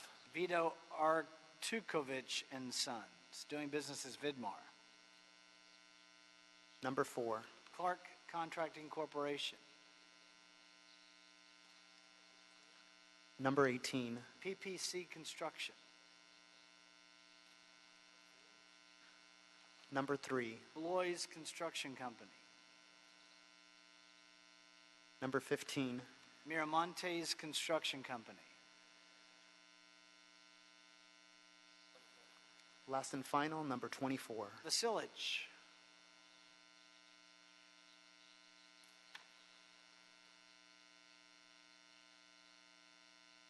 We got him.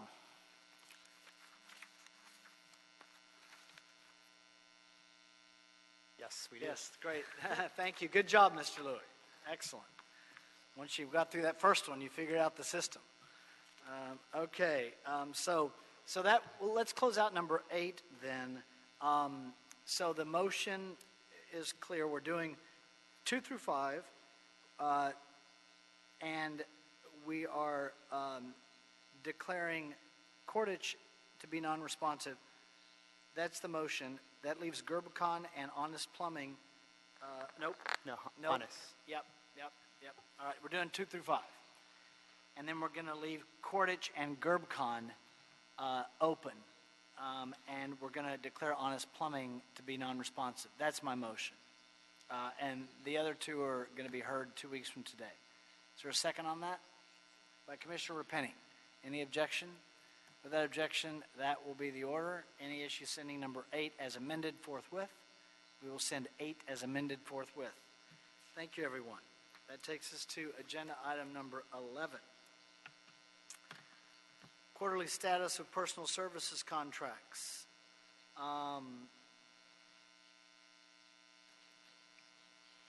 Let's start with Sherry, Bureau of Sanitation.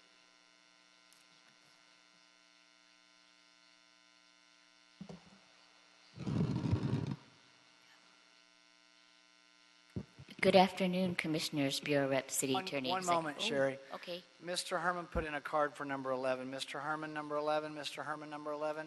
Okay, go ahead, Sherry. Good afternoon, Commissioners, Bureau Rep, City Attorney, Executive Officer, Sherry Kuroki with Sanitation, here to present our report for the quarter ending September 30th, 2017. The total amount billed since the last quarter is $37.88 million. The total for contracts with subcontractor participation is as follows. For MBEWB Outreach Program contracts, $20.66 million. And for Business Inclusion Program contracts, $17.22 million.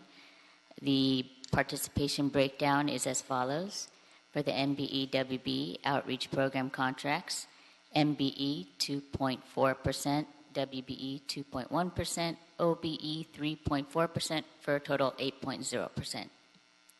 For the BIP program contracts, MBE 12.0%, WBE 3.1%, SBE 6.7%, EBE 6.3%, DVBE 0%, OBE 5.9%, for a total 34.0%. We have 5 solid waste biosolids contracts expiring within the next 9 months. 2 of them will be renewed. The first one, Clean Harbors Environmental Services, contract 121334. The board actually authorized sanitation to exercise the first 3 renewal option last week. And the second, CR&R, that's for residential recyclable materials from the East Valley Waste Shed. And sanitation will exercise their 3-year renewal option contained in that contract. 3 contracts won't be renewed. Those 3 are with NASA Services, Universal Waste Systems, and USA Waste of California. Those are for the implementation of the multifamily residential recycling program. They won't be renewed because of the implementation of the franchise program. We have 4 wastewater contracts expiring within the next 9 months. 2 of them will be renewed. The first one, ABB Enterprise Software Incorporated, contract 122152. The board approved the execution of amendment number 1 to extend the term and increase the cost ceiling October 20th. And the second, Myron Electric Corporation, contract 123701 for specialized high voltage services. LA Sanitation will be exercising the second 1-year renewal option contained in that contract. 2 contracts won't be renewed. The first one, Ballard Marine Construction, contract 118946, and Golden Bell Products, contract 120699. Both contracts won't be renewed because new contracts will be executed through the RFP process. We have 16 contracts with MBE, SBE, EBE, and DVBE deviation concerns. Majority of them are for task orders awarded through our on-call contracts. I'm not going to go through each one, of course. I'll just give you the main reasons for the deviations. Subcontractors will be utilized during later phases of the project. Sanitation revised the scope of services, and therefore subcontractor goals won't be met by the contractors. Sanitation staff perform subcontractor portions of the work. We don't have the complete invoice information entered into our personal services contract system, and the project work was temporarily suspended. That's it. Thank you, Sherry. You're welcome. Was today more than usual, wasn't it? Was it? Seemed like it. Oh, I'm sorry. I'll make it shorter next time. Any questions? Commissioner Davis. In this quarter, Sherry, in your evaluation, how would you say we have done in terms of inclusion on personal services? I know we usually do very good in personal services as compared to some of our other work, but what's your evaluation of our progress on this quarter? Yeah, so in my own personal notes, that's why I have this binder here. I always include what the percentage was for the last quarter. And I do notice, except for OBE, of course, everything else seems to have increased. For example, for a small business, last quarter we're at 4.5%, and this quarter we're at 6.7%. For EBE, last quarter we were 3.6%, and this quarter we're 6.3%. So I have seen an increase in participation. Okay, wonderful. Great. All right, thank you, Commissioner Davis. Anything further? Thank you. Thank you. Appreciate it, Sherry. Thank you for your patience today. The Bureau of Street Services, Sergio Samoa. And team member. Good afternoon, members of the board, Bureau representatives. I distributed a handout for the quarterly report summary for the quarter ending September 30th, 2017 for Bureau of Street Services. My name is Sergio Samayon with Bureau of Street Services. This is Janet Tran. She's with Pavement Management Section. We have one personal service contract for a consultant. That would be Shaheen and Associates. The total amount of contract is $622,240. Total paid invoices is $358,140. I'll just run through some of the facts here because we only have that one. The BIP requirement was waived by the Mayor's Office of Economic Development. The term of the contract is 3 years, and they're in good standing, and that contract should expire in July 23rd, 2018. In terms of scope of services, Shaheen and Associates does a number of things. They do assistance with the upgrade and customized micro paver, including user-defined fields and data import-export routines. They assist in a development of a 10-year strategic plan to eliminate near-failed or failed streets and improve the overall letter grade of the condition of the city street system to an A or B status. Independently interpret, audit, and verify city data, provide expert advice and testimony. And they provide special studies, technical support, training related to the micropaver system. And just, to give you a current recent developments, Dr. Shaheen has completed the update of the 2017 street damage restoration fee study, reassessment of the 1996 study on the effects of utility cut patching on the pavement life span and rehabilitation costs currently is being reviewed by the Bureau. They provided 2 days of training on micropaver on August 24th and 25th in Los Angeles with 20 attendees from the Bureau of Street Services and General Services Department Standards Division, and provided expert advice regarding the 3D automated survey van, verifying and validating distressed data captured and calibrated to micropaver grading standard. So those are just some of the things that have happened recently, and I would open it up to any questions you might have. Any questions at all? So do you think that, is Dr. Shaheen going to be able to finish? I think the SDRF work is generally complete. Is he going to be able to, is that Janet Tran, yes, his study has been completed. Yes. And so, is he going to be able to complete the rest of the work that under this contract by the contract expiration date of July 23rd? His contract is unique. He's as needed whenever we need consultant. So we'll probably re-up him? Pardon me? We'll probably renew him? Yes, we will. Okay. He has been with us since 1982. Okay. Okay. Thank you. Anything further? Okay, we'll move along. Bureau of Engineering, Mr. Ohanian.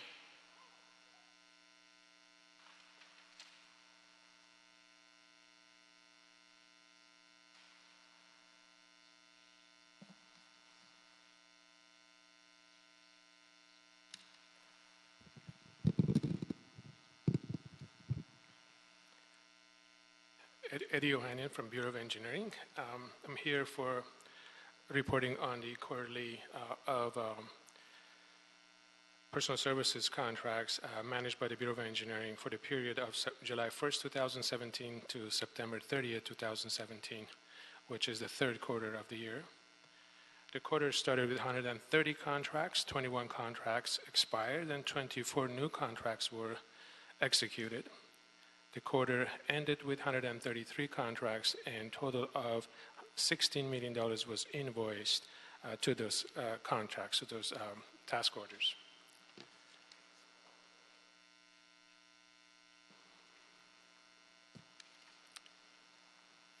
A quick report on the sub-consultant compliance and outreach program.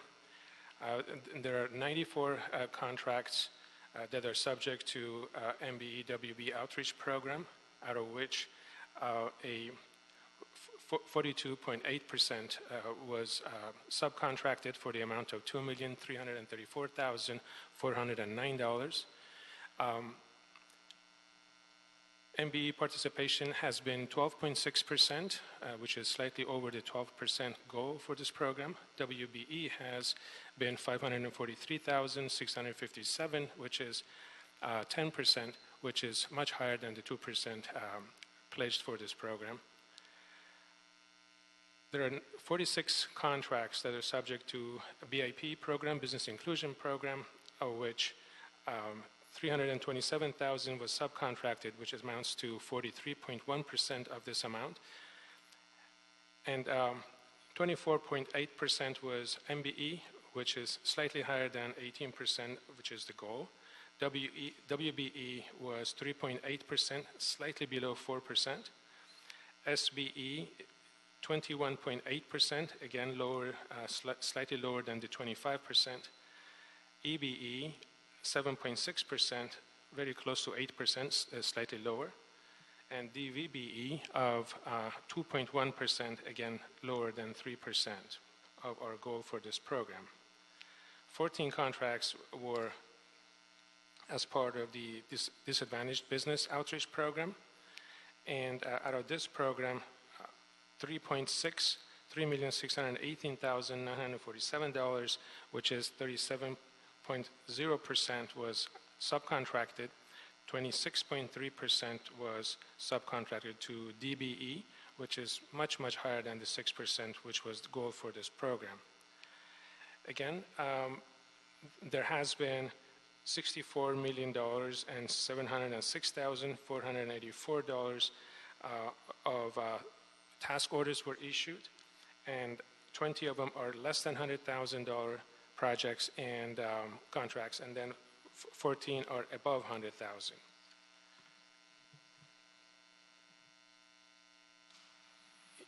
In a summary, when we looked at our standard, we look at our deviation, negative deviation for these contracts, we have identified that there are 16 contracts that are have not met their the outreach commitments.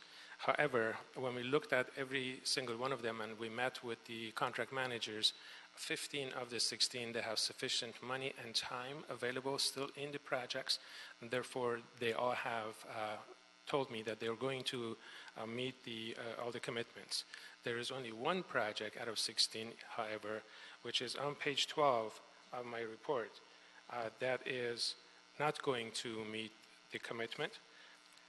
And this is the police project that we heard earlier this morning. And this project has completed construction in October. However, their MBE of 30.7% that they have achieved is only 1%, 1.4% below what they had committed to. So all in all, they're much higher than the goal for these programs. This concludes my report. If you have any questions. Commissioner Davis. Yes. Okay, so the project that you're talking about, the police project, that's the Prop Q project. Correct. And we had so many unforeseen circumstances in that project that kind of explained to us the difficulty that they may have had, including subcontractors getting paid on time, which might not necessarily have been the prime contractor's fault.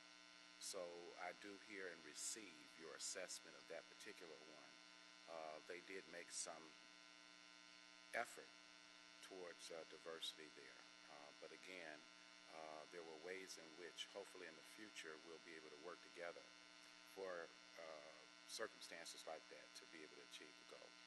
When we look collectively at the various areas of those projects that you present this quarter, the disadvantaged business, the small business that you mentioned, the WBEs, all are areas in which we certainly would like to increase.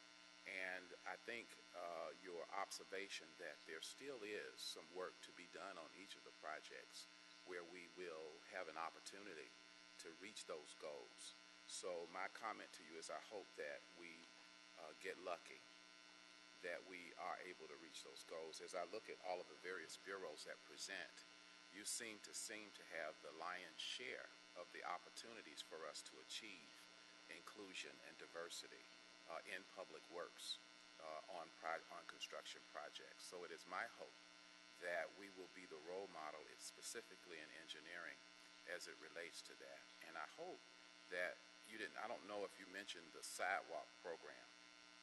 I think you all have done some good work there in terms of kind of supplementing inclusion on the sidewalk program. That is to the credit of the entire department. So I don't know when that comes in our report, but I'm counting on when it does that hopefully it may help us in terms of our overall vision to achieve the goal of inclusion that we are seeking. So thank you so much for your report, and I know it's more than a notion, it's easier said than done, but we'll be watching to see how we're able to accomplish the rest of achieving our goals on the unresolved work that is yet to come. So thank you so much. Thank you for the comments. Thank you. Anything further? Thank you, sir. Bureau of Contract Administration, Van Wine. Hello. Thank you Good for your afternoon, patience. President James, commissioners, and executive staff. My name is Fan Huang with the Office of Wage Standards with Bureau of Contract Administrations.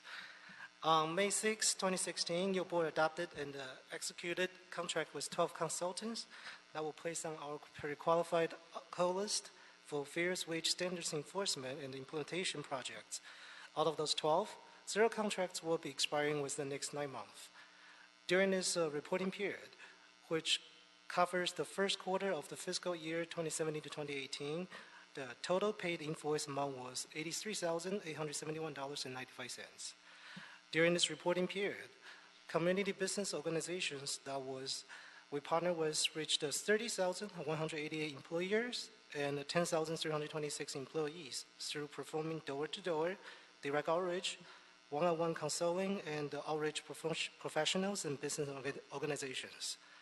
Recently, we have issued a new task order solicitation, TAS OWS 18-001, which consists of community outreach campaign to employees working in the city of Los Angeles, and which will cover the time frame from the middle of November 2017 until the end of July 2018. We're in the process of negotiating for this task, and we will be presenting our recommendations to your board in the near future. This concludes my report, and we're happy to answer any questions you may have. Thank you, sir. Any questions from Mr. Wong? So, Mr. Commissioner Wong, Davis. Your report is basically dealing with the wage standards implementation. Correct. The project of that. And I was looking at the second sheet and some of the various agencies. These agencies have helped you to achieve the notification to various areas within the city about wage standards. Is that what the scope of the work was of these companies? Or could you Good afternoon, Anna Divina, Office of Wage Standards. Yes. Yes, Commissioner Davis. These agencies that are listed on page 2, they were conducting employee and employer outreach throughout different areas of the city of Los Angeles.